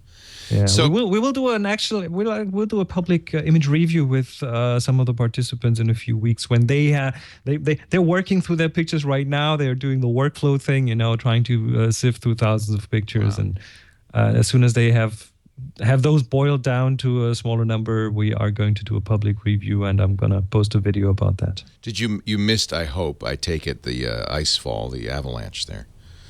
Oh, yes, absolutely. I mean, these are kind of two parts. What we did is the trekking, and the other part is the climbing, and we didn't even get near the climbing. Yeah. No. Still looks pretty treacherous and difficult. It's a hefty hike up there. I mean, you find your limits, and then you find that those limits are not actually real limits, that they're in your mind, and then you keep going, and it's a very good experience. Every time I do it, I find new limits, and I break them again. And wonderful pictures, of course, of the landscape, but also of the people. They look like warm and wonderful people up there. Very interesting. That's, to be honest, but at this point, that's why I'm going back. The landscape is wonderful, it's beautiful, but the people are so, as you said, so warm, so real, so unpretentious. They are just themselves, and they take you for what you are, and it's amazing. So actually, I have friends there now. So when we come back, we meet with them. We were actually invited to a Sherpa wedding, which is not very usual. I mean, as a tourist, you don't get to see these things, but we participated as special guests in a Sherpa wedding with one of the Sherpas who has been up on the mountains with us for several times before. So I think we'll have time. I hope we're going to have time to review our photo assignment, which you gave us before you left for Everest. Yes. The assignment was to take a picture illustrating the idea or concept or word rounded. Rounded, yes. Rounded. And I've wonderful pictures. We got beautiful pictures. I picked 3. The first one is by Jackie Smith. It's called Flowers for Wednesday. Oh, neat. Is that beautiful? Beautiful close-up macro shot of some flowers, round shapes, and I love the color contrasts in there, the red versus the green, kind of a nice primary color contrast there. Popping contrasts, I like that too. That kind of makes the picture jump right at you. So looks like she did a little bit of processing to get those contrasts. To jump like that, yeah. That's okay. Most likely. Not a problem. Not a problem. Nice job. Very much appreciated, Jackie Smith. Our next one from Photos I Take. Yes, taconite. I had to look that up. It's a kind of a ore with iron in it or something. And it's looks round. like pebbles. They're rounded pebbles, and I like the graphical nature, simplified shapes, black and white. So it doesn't have colors to distract you from anything. Everything kind of gets the same weight in terms of visual appearance, and again, contrasts that make the picture pop. I like that, and just a nice little wallpaper kind of type shot. Beautiful. You know, what somebody told me once, when you take your camera around, don't forget to take pictures of textures, of backgrounds, of walls, because that's always one of those. Yes. Yeah, and they're always useful, for web design and other things. It's just nice to have. I don't know why. Oh, just imagine that picture as a background on your smartphone. It'd be beautiful. That would be beautiful. Yeah. Really beautiful. Yeah, and you have to remember to do that because there's no object of interest. It's just the pattern, the design. Yes. Finally, this is round. Tommy Sormanen. Yes. Looks like a kid going around in a swing or in a I think so, yeah. chair. It's called Emina, and it's whatever the photographer did, he kind of twisted with the kid. So the kid is on some sort of a playground ride kind of thing, and the photographer twists with the kid. And this way, the kid it's like one of those panning shots that you see from race cars where the photographer moves the camera. You move the camera to keep the object still, but the background moves. Yes, and he did that, but he did it in a circular fashion. That is what makes this picture so interesting. You hardly ever see that. I love that technique. Cartier-Bresson did that a lot. And I think it shows motion. Yeah. It shows it tells a story. It's unusual. I like that it's off center, so that gives it kind of a little weight leaning to the right. So that's a good one. Tommy, good job. Really good. Well, 3 of many great pictures. You can see them all at our Tech Guy group at Flickr.com. And that's where you should upload your pictures for our next assignment, which Chris is about to give us. The next assignment, after Rounded, I thought, why not go with Cornered? Cornered could go both ways. Yes, cornered could be an adjective. It could be. That's good. I like it. Cornered. So we're not going to tell you what that means. You have to figure that out. Take pictures. The whole point of this is just to get you out there. So we want new pictures illustrating the word, the concept, the idea. Cornered. You can upload them to Flickr. Make sure you tag them with the word cornered and submit them to our Tech Guy group. All of this is free, and there is no prize, no award, except the feeling of great accomplishment when Chris picks yours for our review in a month. Thank you, Chris. Welcome back. It's great to have you. And I'll be back in about 2 weeks because another workshop, no doubt. You can follow. MacMania 17. Oh, you're going on a cruise. I'm going on a cruise to teach photography, yes. These geek cruises are fun. I've done many of them. MacMania 17 is going where? It's the British Isles, and one day we might do one together. One day. Yeah, because we've never overlapped. You can find out more about those at geekcruises.com. Too late probably for MacMania 17, but maybe not. I think it's sold out. I think sure so. it is by now. Well, all right. Have a wonderful cruise. We'll talk to you in 2 weeks. You can find out more about Chris's workshops and things that he does in public here in the U.S. as well as around the world at discoverthetopfloor.com. And his podcast is a must-listen for people who love photography. Tips from the top floor. Chris, thanks so much. Welcome back. Thank you, Leo. More of your calls to come. I am Leo Laporte, the tech guy.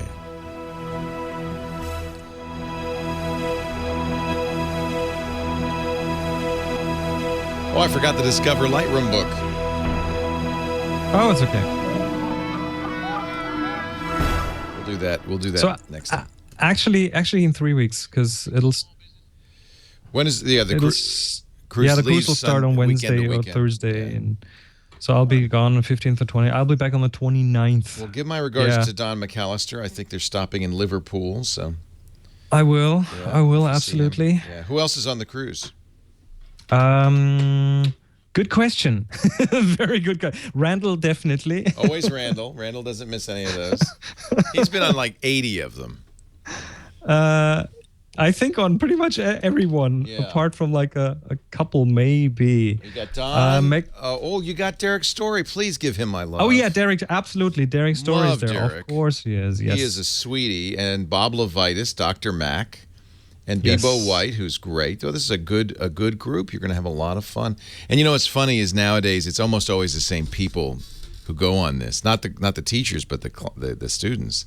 So it's so fun. It's like a reunion every time.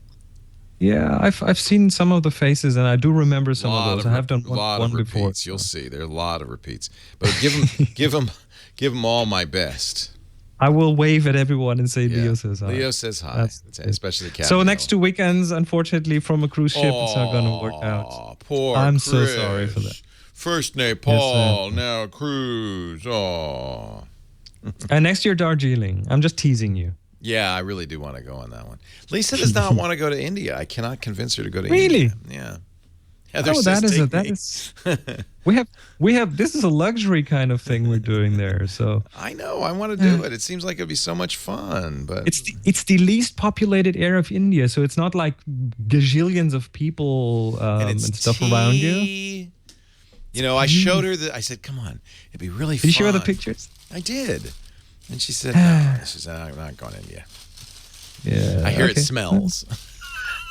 Oh, it doesn't. Not on that.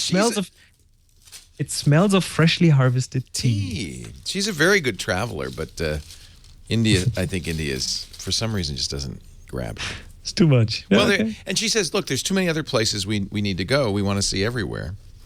Yeah. So I'm going to India. It's just the problem is I don't know how, because she won't let me leave her side. We have to go do everything together. All right. Thanks, Chris. Have a great one. All right. See you again in 3 weeks. Take care. Bye-bye. You too.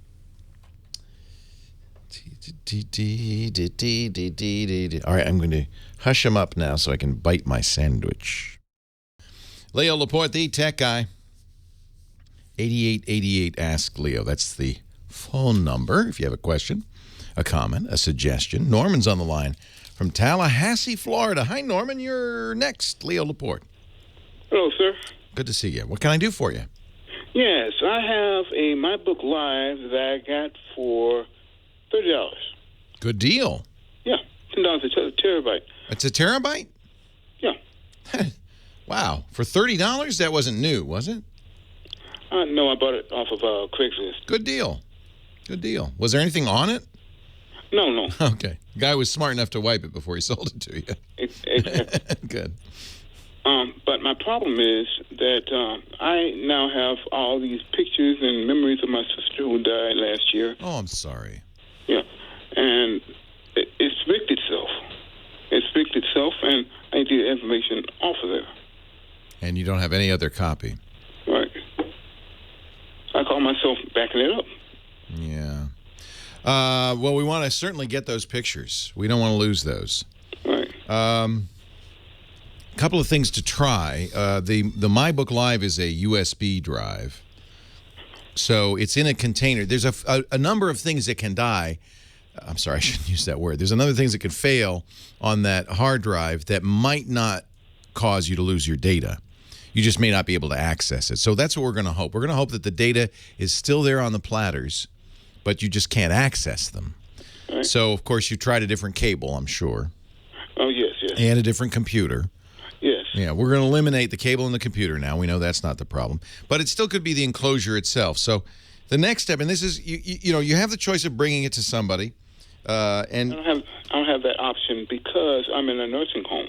Yeah, okay. I'm disabled. So you're going to do it all yourself. Do you have another, okay.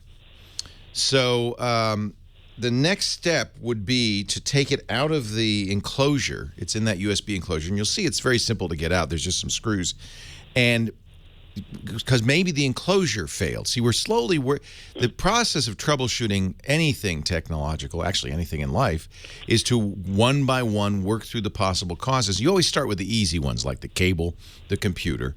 And if we've eliminated those, and we continue to eliminate possibilities one by one until we narrow it down. So we're trying to figure out what's wrong. The next easiest thing to check, it's getting less easier, by the way, as we go, is to take it out of the enclosure. Say that failed. That's got some circuitry and so forth. Take the drive itself and connect it to a computer. Now, in order to do that, you're going to need some additional hardware that will interface the bare bones drive to your computer. I've recommended this before. It's a $40 device. You can mail order it from a company called Newer Tech. Actually, a number of companies sell these, but we use the Newer Techs. They're called the Universal Drive Adapter. They're about $40. We'll put this in the show notes at Tech Guy That sounds Live. like a very nice deal, but they only get $35 a month. Because I'm in a nursing home, and that's all they give me. Man, I feel so bad for you. I don't know what to tell you at this point, Norman. Anything additional you're going to do is going to cost you money. You're either going to have to get some software to bang on the drive. The next thing to do would be to take the drive out of the case. I guess what I would say is see if you can find somebody who will do this for you for free because he cares, he likes you, and he wants to get you those pictures. What he'll do is he'll take it out of that case, because if the case has failed, that could be the cause of it, and check it on another computer, see if that drive is still there. He's going to want to do that anyway, because the next step is to take the drive and run some software on it, and you need to have that drive connected directly to the computer to run some software on it. Is there a computer club? That's what I would try, Norman. Call the local chapter of your PC users group. There will absolutely be somebody there who will know how to do this, and I hope will have the heart to help you out here. So if you can call the local computer club, they'll be listed in the yellow pages, and say, hey, I need somebody who's willing to come out here and help me recover this drive. The next step after that is to put it in a computer, try to recover it, and run some software on it. If, unfortunately, the hard drive itself has failed, then it's really way too expensive to recover it at that point. There are companies like Drive Savers that will do it, and you might even, you might just call them, Norman, and tell them your story, and maybe out of goodwill and for the public relations benefit, they might do this for you for free. Drive Savers, they're in Novato, California. They take these drives if they need to, and they can do everything I've mentioned up to this point, and if it still doesn't work, they will disassemble the drive. And they have guys in bunny suits in a clean room, because you can't get a speck of dust in these things. They'll actually open it up, and they have the parts for every drive in existence. They can replace those parts and get it working. And they almost always can get the data back on a failed hard drive. Unless the drive has failed because it's melted in a fire or something. They can, in fact, even in those cases, they have a museum of failed hard drives at Drive Savers, under the water, corroded by salt water for years, and they still can get the data off of it.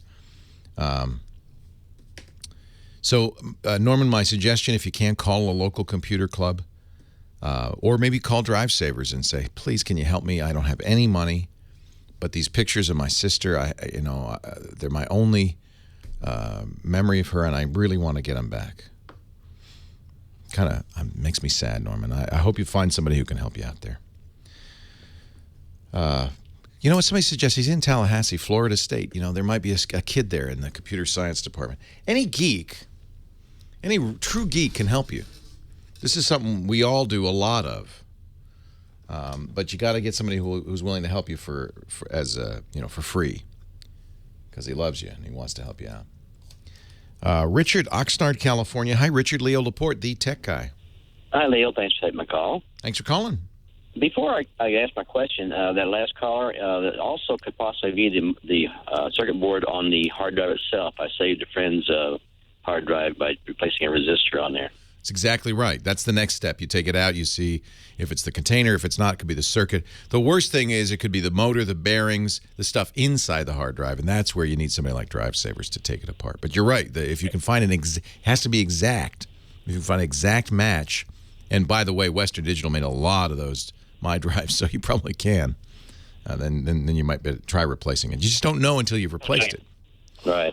I'm like everybody else. I'm stuck in the XP mode. I have to get out of that. And I was wondering, my choice is Windows 7 or Windows 8, which I'm really not excited about. How long is the lifetime of Windows 7 going to be? Do you have any idea on that? Yeah, Microsoft publishes their EOL, they call it, end of life schedule for all versions of Windows. Windows 7, you've got a good long time. In fact, I think it's probably the case that you've got even longer than Microsoft says, because I think Windows 7 is going to turn out to be one of those things that just goes and goes and goes. Security fixes for Windows 7 go to 2020. Oh, okay. So I think you're okay.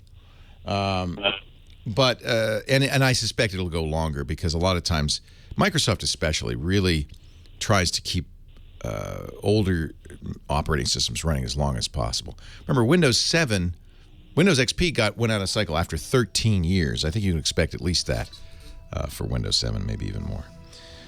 Leo Laporte, the tech guy. More of your calls right after this. And eat some more of my sandwich.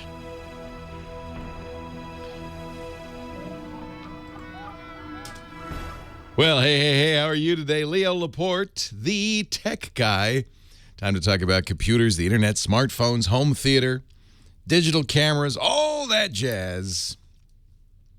8888 Ask Leo. That's my phone number. The website, please make a note of it, is techguylabs.com. A great place to know about, because first of all, we've got 1,090 shows under our belt. You can go there and search, and, a lot of questions, there are answers there. You can watch the audio or watch the video and listen to the audio of the show. We put that up there after the fact. You can go question by question, hour by hour, day by day. So you can drill down and see what you need. And most importantly, you can add your thoughts, your comments, your suggestions. That really helps. It'll make the website so much better when people go in there and add stuff. And you can even vote. And this is an important function too. Vote up or down answers. So if it's a good answer, vote it up.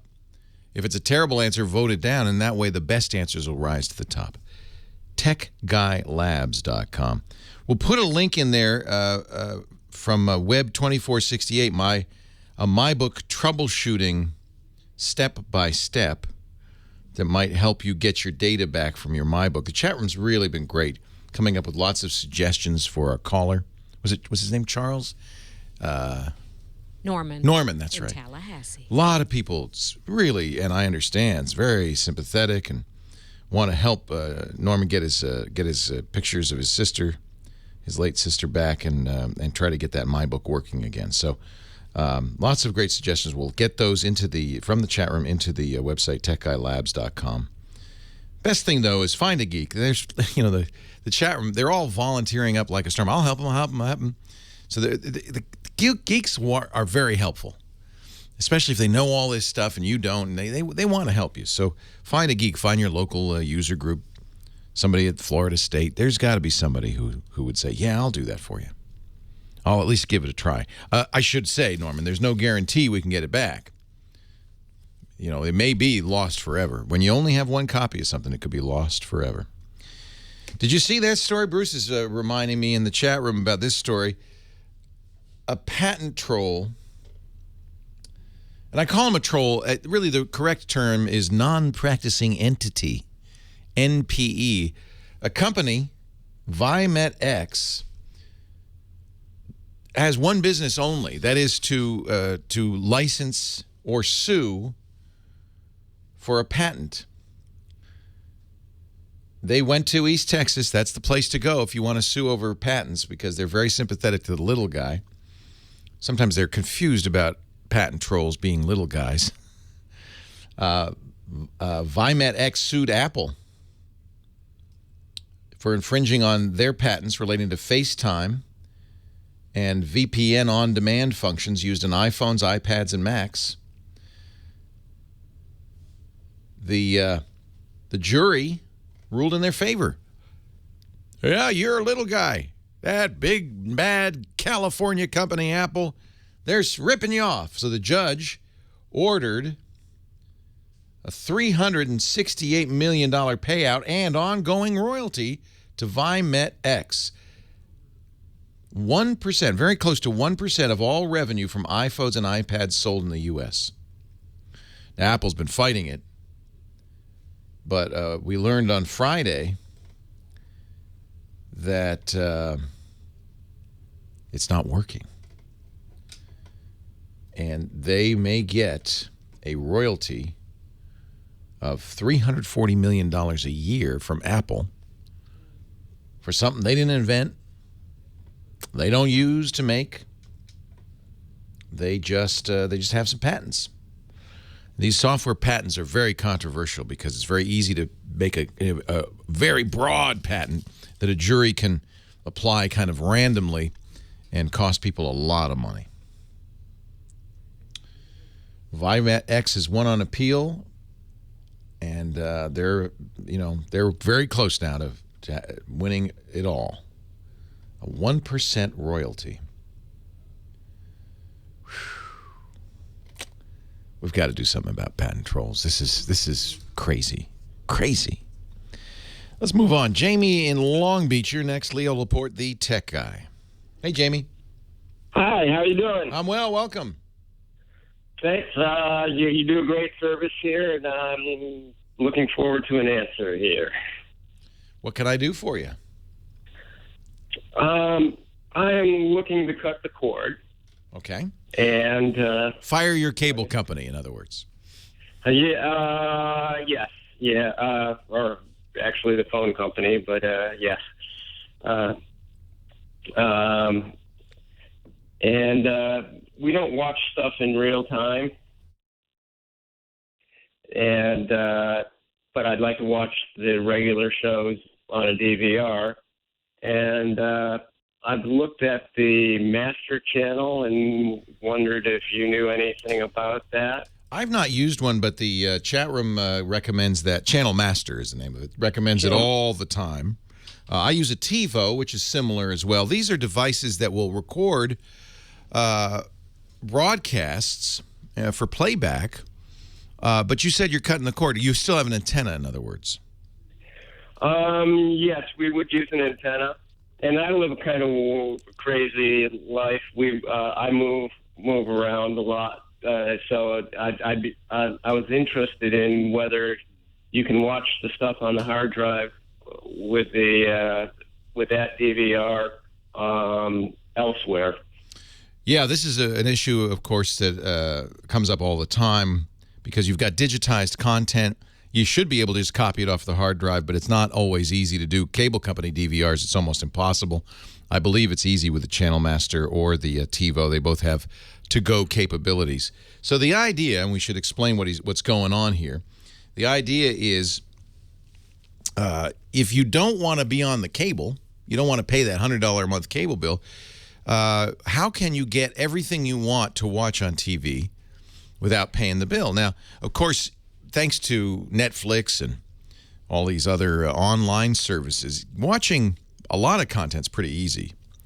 The stuff that's hardest is the live content, the news, the sports, the Academy Awards, the stuff that you can only watch if you get a local television channel. If you're somewhere where you have an antenna, that makes it a lot easier. You can watch on the antenna. In fact, the over-the-air broadcasts are better quality high def than the ones you get on cable or satellite or any other way. They really look good. They're because they're very little compressed. They're much less compressed. The issue, of course, is, well, how can I record it for another time? And that's where Channel Master or TiVo is a good selection. Both of those will attach to your antenna. Channel Master, chief difference in Channel Master is it doesn't have, you don't have to pay for a cable guide. TiVo's fairly expensive. You either have to spend $400 or $500 on a lifetime subscription, or $15-16 a month for a monthly subscription to the channel guide. So TiVo, you got to buy the box. That's hundreds of dollars and pay a monthly fee. Well, we're trying to get out of that. It's still cheaper than your cable, but we're trying to avoid this. So yeah, Channel Master seems like it'd be a good choice.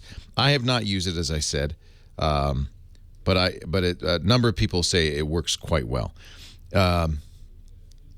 So that would be my recommendation.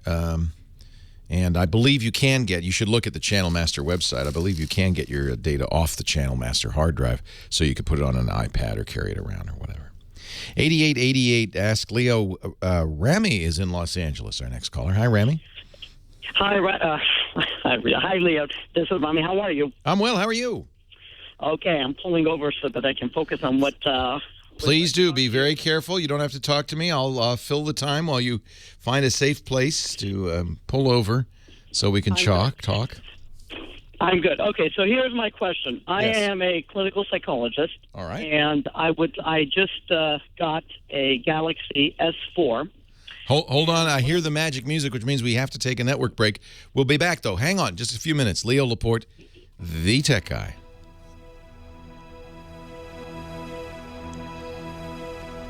A lot of people like this home run.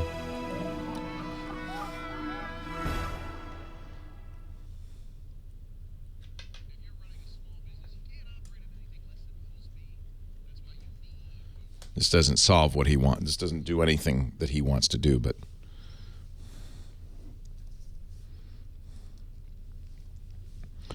Home run is, and if you have a TiVo, you can do this if you have a TiVo Rumia Plus.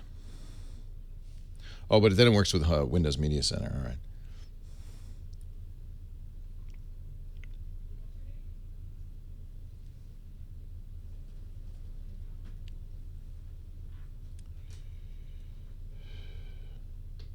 Basically, it's a cable card. It's basically a set-top box with wireless. It's a cable card. I think this is not what he wants.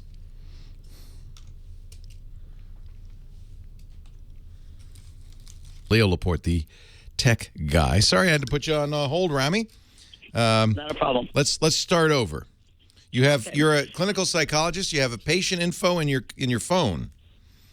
Right. So I have my patient's contact information, and I would like to know if there is a program that I can keep specific information, names and contact numbers of particular people, password protected, without having to lock down my whole phone. Now, this can be used in a number of different areas. I mean, I would like to use the same thing. Let's say my parents are elderly, so I have their names, social security number, all that kind of stuff. Yeah. I'd like to know if there's a program where I can keep specific contact information password protected, and I have the Galaxy S4. First of all, I would suggest locking your whole phone, period. Mostly because there's other stuff on there, and if your phone's lost or stolen, you really want to have it locked. I know people feel like, oh, I want it just to fire up when I press the on button. You don't. And I'll give you an example. In Australia, remember these hacks people were talking about with the iPhone? That only happened if you didn't have a passcode on your phone. Passcoding your phone, please, everybody, please, just passcode your phone. It's not a huge disruption. Now, I can't speak specifically to the Galaxy S4, although Samsung has this technology they call Knox, and I'm pretty sure it's on the S4.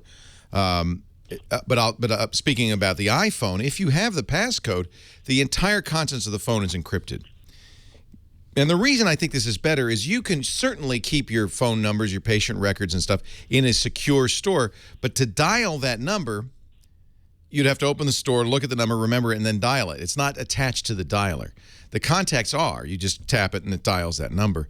And so if you lock your whole phone, that's going to be the best bet. And in fact, there's other ways information could leak out if you don't lock it. For instance, your phone will have a history of numbers you've dialed. That's information that leaks out unless you lock the entire phone. So I'd encourage you to lock the entire phone.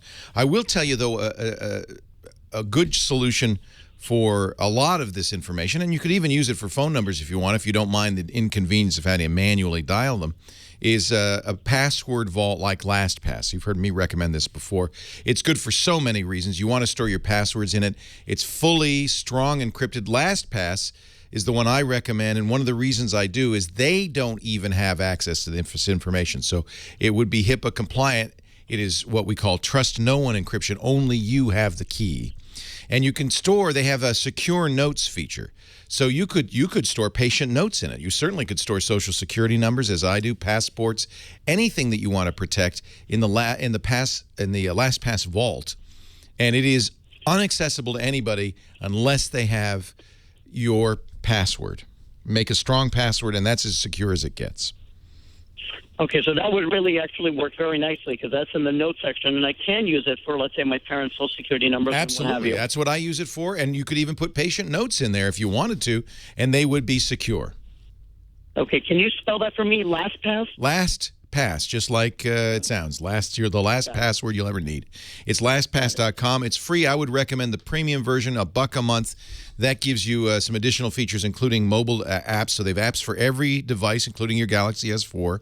You're not trusting anybody with the encryption, which I like. Even when you use the iPhone or Samsung security features, in most cases, those companies have access to that information. So it's really best to use trust no one encryption. Only you have the key. LastPass cannot look at your information. They cannot see it. Only you can. It's truly secure, and I love that. Okay, so let me ask you one quick question. Did you say that if I download a particular game or something like that for my kids, that will also secure it to make sure that it's like an antivirus, anti-malware? Nothing is anti-malware, but the good news is all Android devices check for malware. Despite Apple's insistence that Android is a toxic hell stew, it is not. It is as safe as any. Mobile platforms are essentially safe because they've been written from the ground up to be secure. So don't worry about that. If you do not download apps from weird places, if you download apps from the Google Play Store, you're fine. I do suggest turning on the encryption on your device. It's great. It's important to do that anyway, I think, to avoid information leakage, to protect yourself in case the phone's lost. It doesn't help you with malware, but it definitely helps you if a bad guy gets your phone. And how do I turn on the encryption? It's in the settings. You can turn it on.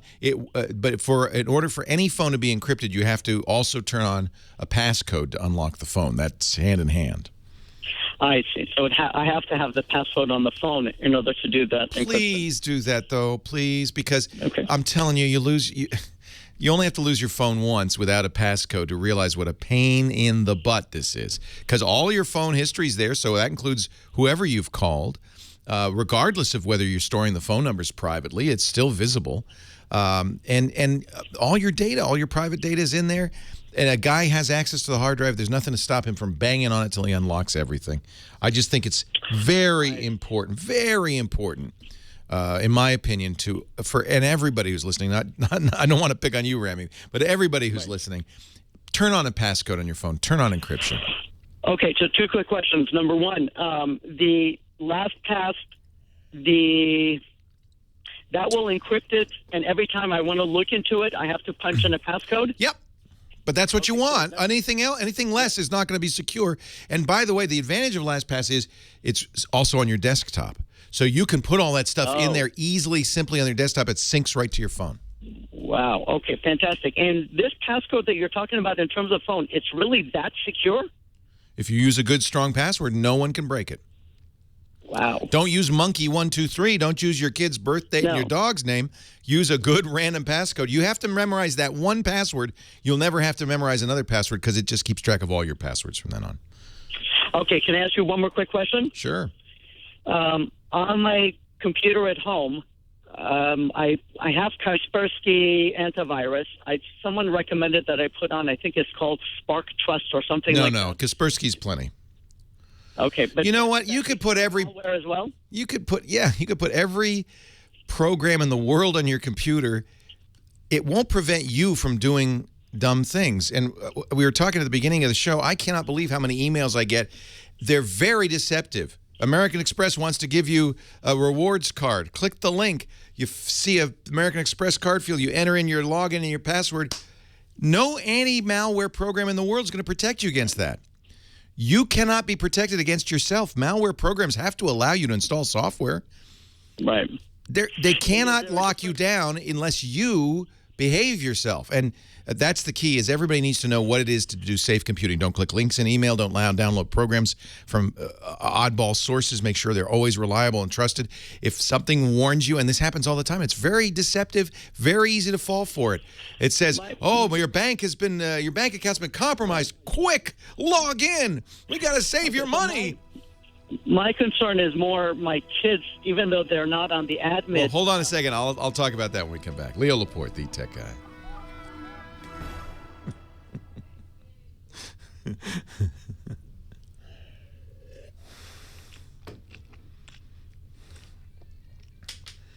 Well, the problem is I've used the same email for more than a decade. So Leo at Leoville.com is on every spam list there is. I'm missing Google's anti-spam, I got to tell you. Whoosh. Keep getting this message. I don't want a storage shed, thank you. Get your man something he will absolutely love. An outdoor storage shed. Why do I get this email all the time? First of all, I'm the father. Second of all, I do not want an outdoor storage shed.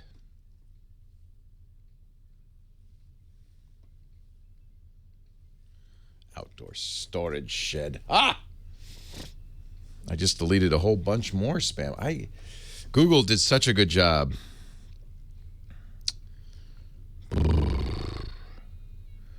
Nothing puts a smile on Dad's face better than an outdoor storage shed. Okay, Google now. Okay, Google now. What's the weather in Petaluma?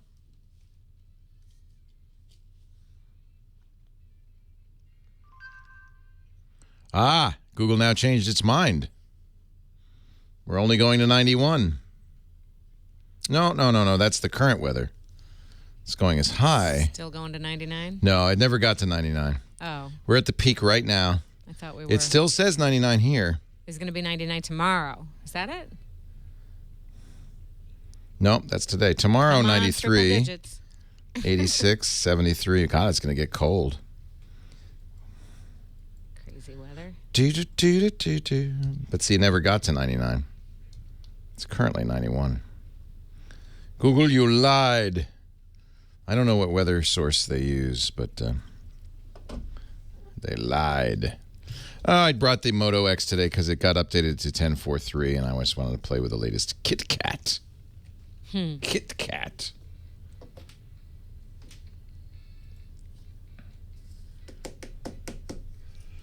Oh, because I wrote an email saying I want to shed some weight. Now it wants to offer me a storage shed. For all that weight you're going to get rid of. I switched from Gmail because Apple Mail cannot handle the non-standard IMAP of Gmail, 1. And 2, because I was, I wanted some privacy. So I use a better IMAP provider. But I have to say I might have to go back to Gmail. What I have it do right now, and I probably should just not look at this other mail, is not 10.4.3. What did I say? 10.4.3? I meant 4.4.3. I do forward. Anybody in my address book gets forwarded to Google Mail. Of course, that means I get no spam. I should go the other direction, shouldn't I?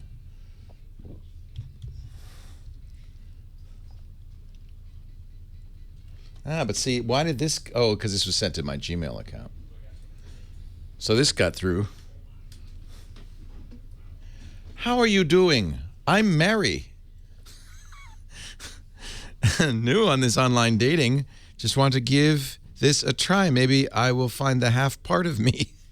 I am here for a serious and long-term relationship with no head games or drama, cause I've been hurt badly in the past and don't want that to happen to me anymore.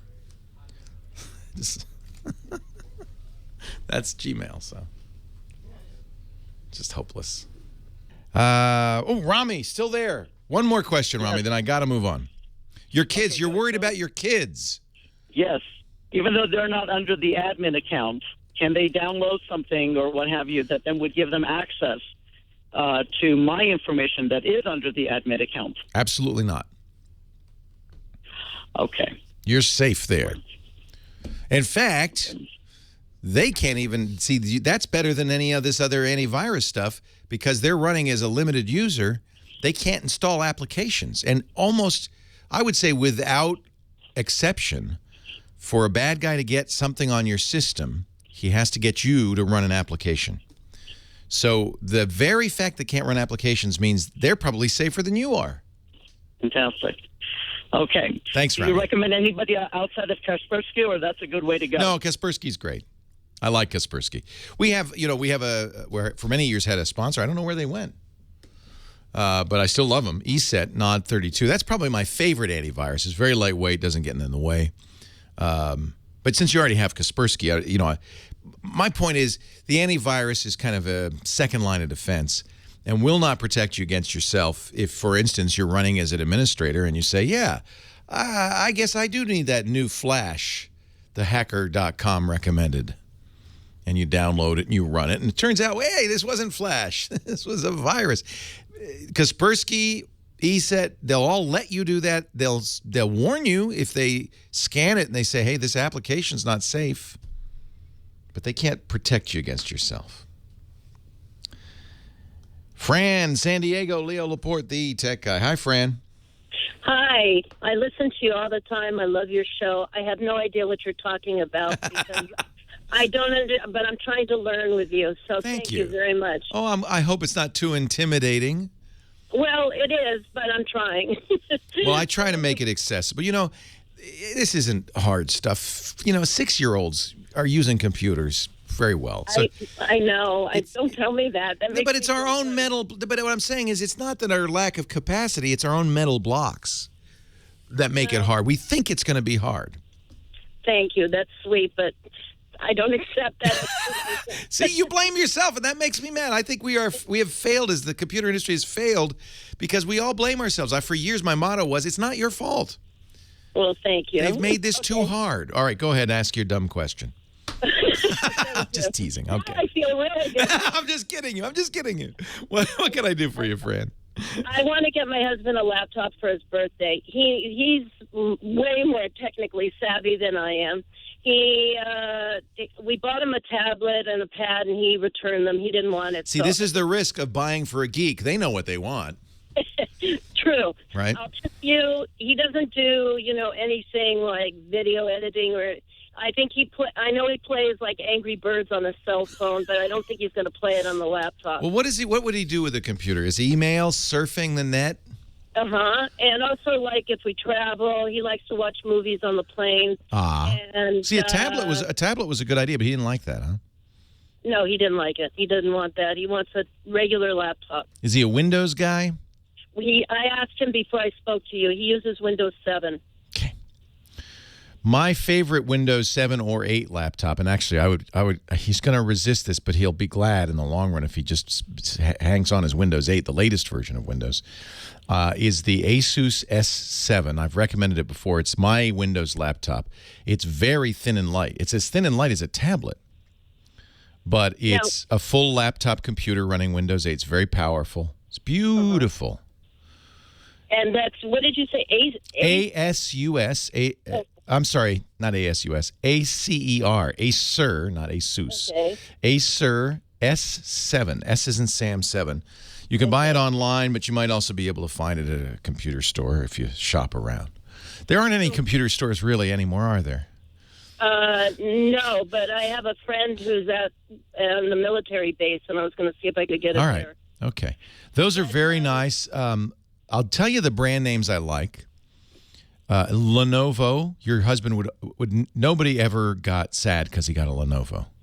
Okay. Those are the ThinkPads. They're wonderful. Do you have a budget? Yeah, I mean, well, I don't even know what they cost. But I was if you could spend $1,000 or more, that's better. Yeah, I would because Okay. it's his 60th birthday. Oh yeah, you should get him a nice one. 60th birthday. Get him a ThinkPad Carbon X1. Now I didn't know this was a big birthday. See, if it's a big birthday, you should get him a nice one. The ThinkPad, Lenovo, Lenovo, Carbon X1. That's a beautiful system. Okay. Gorgeous system. And he can watch movies on that and everything. He can launch rockets on it. Okay. And it would do Windows 7? Yeah, you can. In fact, Lenovo will sell it with Windows 7 or 8. Okay. All right. Wonderful. Thank you very much for your help. Oh, that's a great big birthday. Yeah. Yeah. Thank you. Love listening to you. All right, friend. Yeah, I think you'll be happy, but just make sure it's returnable. I do with everything I get him. I know the feeling because I buy jewelry for my girl, and I just always make sure she can return this, right? And they always say, "Oh yeah." It's the same thing. I could buy her a computer if she wanted a computer. I'd know what to get, but jewelry, no. Mm-mm. Yeah, that's my problem because everything I've gotten him, he's returned. Now, what do you do the same to him? If he bought you a beautiful dress, would you just say thank you? Where's the receipt? No, we have an agreement that if we don't like something and if it's expensive, Yes. we'll That's return a it. And healthy no relationship. bad Yes. Yeah. Yeah, that's the only way to do it. How long have you been married? Figure it out. We were married in 77. A little while. Yes. You're coming up on your 40th. Pardon me? You've passed you're coming up on your 40th in a few years. Yeah. Wow. You're right. See, that's the secret. You can exchange it. If I don't like it, I'll exchange it. True. I'm happy. Yeah. See, that's the secret. That and yes, dear. The X1 is now that I know it's a 60, I love the Acer S7. It's beautiful. It's what I use. Highly recommend it. But this is a big number birthday. Get him an X1. Let him live a little. ThinkPad Carbon X1 by Lenovo. And what would be the general price of it? Oh, it's in the $1,500 range. Okay. You can different prices depending on how fancy, how big a processor and stuff. Get him an i5, 8 gigs of RAM. i5 processor, 8 gigs of RAM. 8 gigs of RAM. And that'll be it's not 1,400, 1,500, I think. Okay. Since it's Windows 7, you don't need a touch screen. They'll help you. You can go online and buy this one. It's lenovo.com. I think that's what he bought me for my computer. I bet it is. It's the high price spread.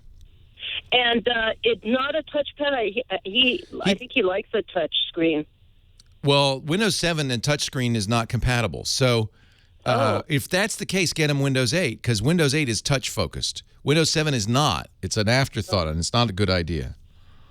It is a good idea? It is not. Get him a Windows 8 machine. Instead of the 7? Yeah, the X1 Touch. X1 Touch, okay. But the problem with this is if he says, no, I want Windows 7, you maybe just ask him, hey, honey, I'm wondering about this Windows thing. I like touch. Does that mean Windows 7 or Windows 8? Okay. Play dumb. That's not hard for me to do. Honey, I was listening to Leo. What did he mean by touch? What is that? Leo Laporte, the tech guy.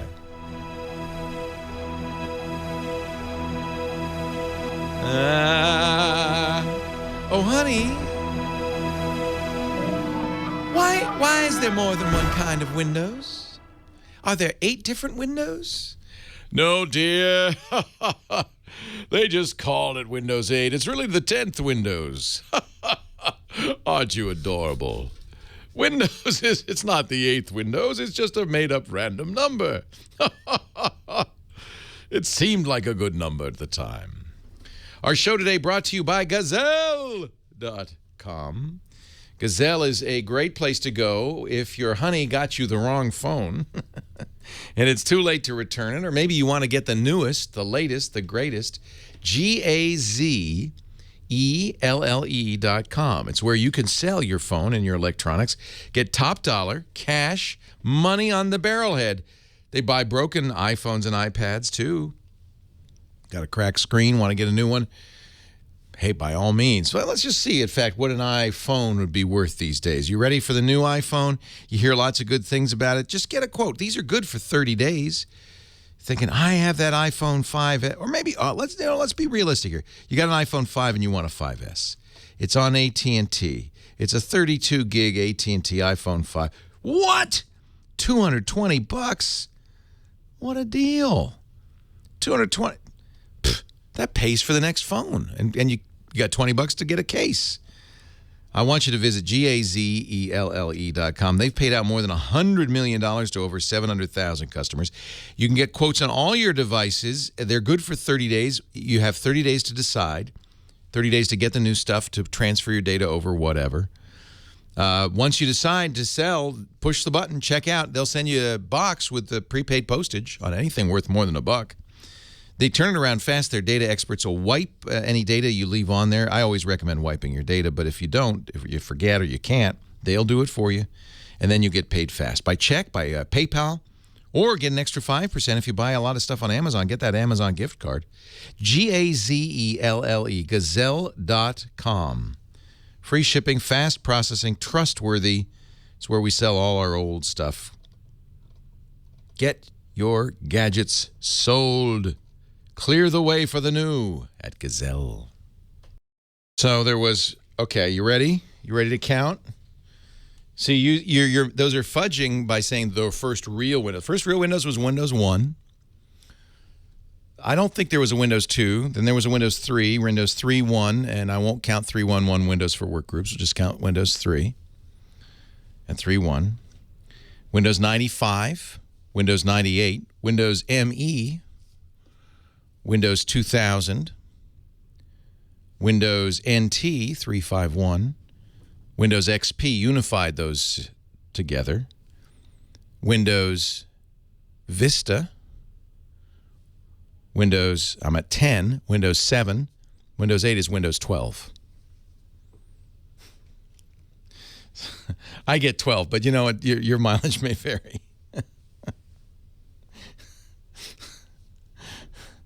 I see, like I didn't count 98 SE. You could count that. That makes 13.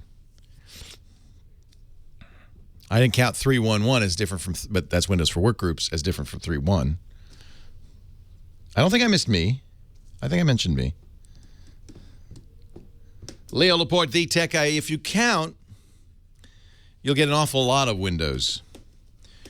Let's see. It's there's Windows 1 was the first Windows, and there I don't know if there's a Windows 2. I don't remember that. There was Windows 3. Windows 3.1 and 3.11, we'll just count that as one of them.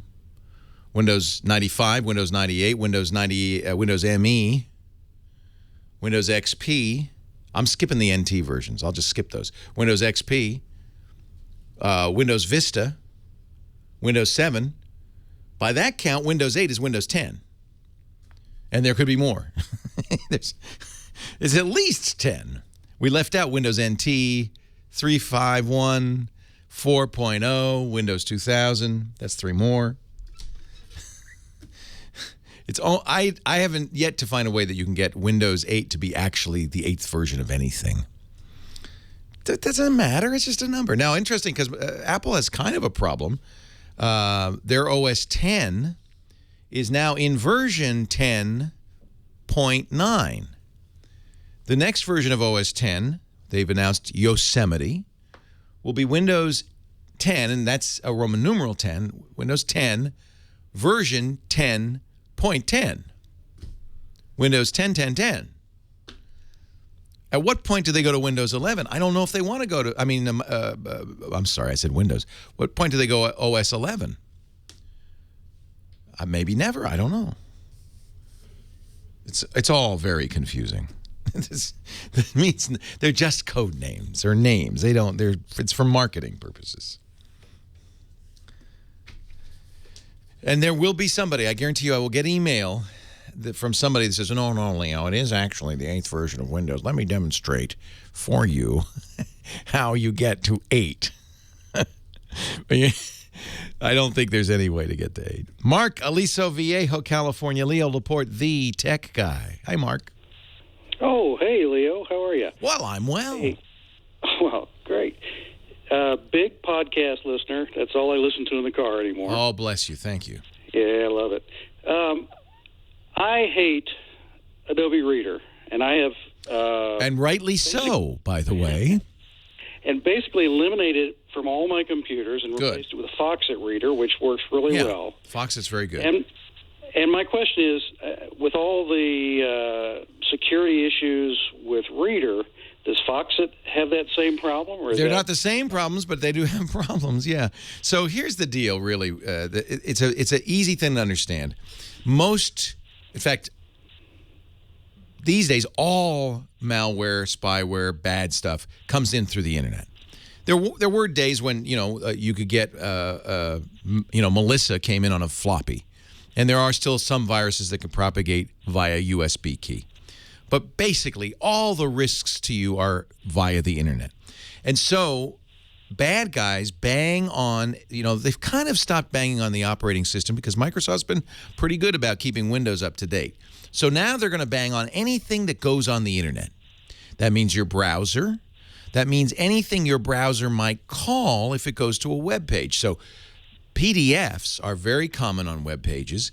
And when a browser sees a PDF, normally, by default, it will call up whatever PDF reader you have on your system. If it's Adobe Reader, that's what it's going to call. So the bad guys have paid particular attention to that, to Flash, to anything that gets called up by the browser or the browser itself. Now, as it turns out, Adobe has done a pretty bad job programming both Adobe Reader and Adobe Flash. I mean, if one were uncharitable, one could say they really did a terrible job. There are so many flaws in there. I've lost count. It's in the dozens of flaws in the last year have been fixed. And Adobe's been in the past slow to fix those. They're getting better.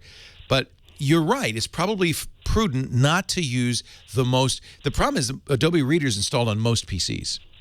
So they're gonna always attack through the thing that's the vector that's most likely to be there. So by using Foxit, if nothing else, you're using a less commonly used program. Now, it happens to be probably number 2 to Reader, so bad guys have banged on that, and there have been flaws in Foxit. So it's a good idea with anything that goes on the internet, and this includes plugins the browsers call, to keep them up to date and pay close attention to make sure they're always up to date. But Foxit's fine. I like Foxit. I think it's more capable. It's less expensive. Reader's free, but the Foxit, if you're going to get the whole Adobe Acrobat suite, the Foxit version is much less expensive. There are other choices. There's Nitro PDF. A lot of people recommend that. There's Qt PDF. There's other ones. They're not necessarily safer. They're just less used. Well, I've been so happy with the Foxit. I love Foxit. Stick with Foxit, yeah. Getting rid of Adobe Reader was probably the best thing I ever It was did. painful. What we'll do, though, is we'll, on the chat page, on the web page, because we're getting it in the chat, lots of suggestions like Sumatra PDF, so for alternatives. So let's list Primo, Sumatra, Foxit, Qt. Let's get all the PDF readers we can on that web page. James will write these down as they go by in the chat room. And that will be a very nice thing to have as some alternatives. I think I used Foxit for years, and I use their big suite, and I think it's great. Thanks, Leo. Hey, thanks for the call. Good question. An important lesson, important thing to keep in mind. Bad guys, the people who create malware, adware, spyware, they're going to, they're rational humans. They're going to pick a target that is easy to hit and is in widespread use. It's one of the reasons the Mac has been less vulnerable, is it's not in widespread use. It's still only 5% of all computers in use. So it doesn't pay off as well. They're going to go where, like Willie Sutton, they're going to go where the money is. And of course, it's going to be something that goes on the internet, otherwise they can't get to it. Jim in Harbor City, California. Hi, Jim. How you doing, Leo? I'm well. How are you? Well, not too well. Uh-oh, what's the matter? Okay, I'm using an iMac, and I'm using Snow Leopard. And when I boot up, I get a gray screen with a little message that says you need to restart your computer, hold down the power button until it turns off, then press the power button again. I've done that. I've disconnected all the peripherals except for an Apple keyboard and mouse. I'm not able to boot, safe boot, and I'm not able to boot from a startup disk. And so here I am. Ooh, okay, because my first guess would be that the hard drive had died, but you just said something very interesting. Even if you put an operating system disk in, it won't start up. I get the same gray screen with the message. Is the message in many languages? Yes, it is. Oh, that's what we call a kernel panic. That's what I thought.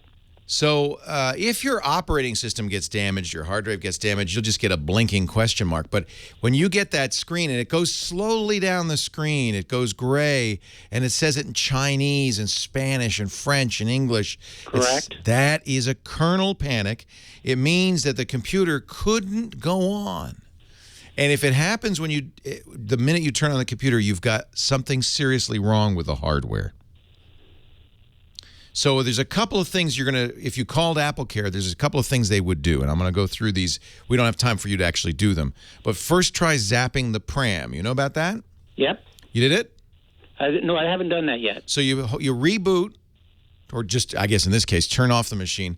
Hold down Command and Option and P and R, 4 fingers. Right. And then turn it on, it'll go bong, let it go bong 3 times, and then let it boot up. Sometimes that fixes it because maybe there's some corruption in the pram. But more likely you got a motherboard problem, you got something serious. I hope not for your sake. Leo Laporte, the Tech Guy. Have a great geek week. Well, that's it for the Tech Guy show for today. I'm Leo Laporte. Thank you so much for joining us. Don't forget, the Tech Guy is just the tip of the iceberg. We do nearly 30 shows now on the Twit Netcast network, and you'll find them all at twit.tv.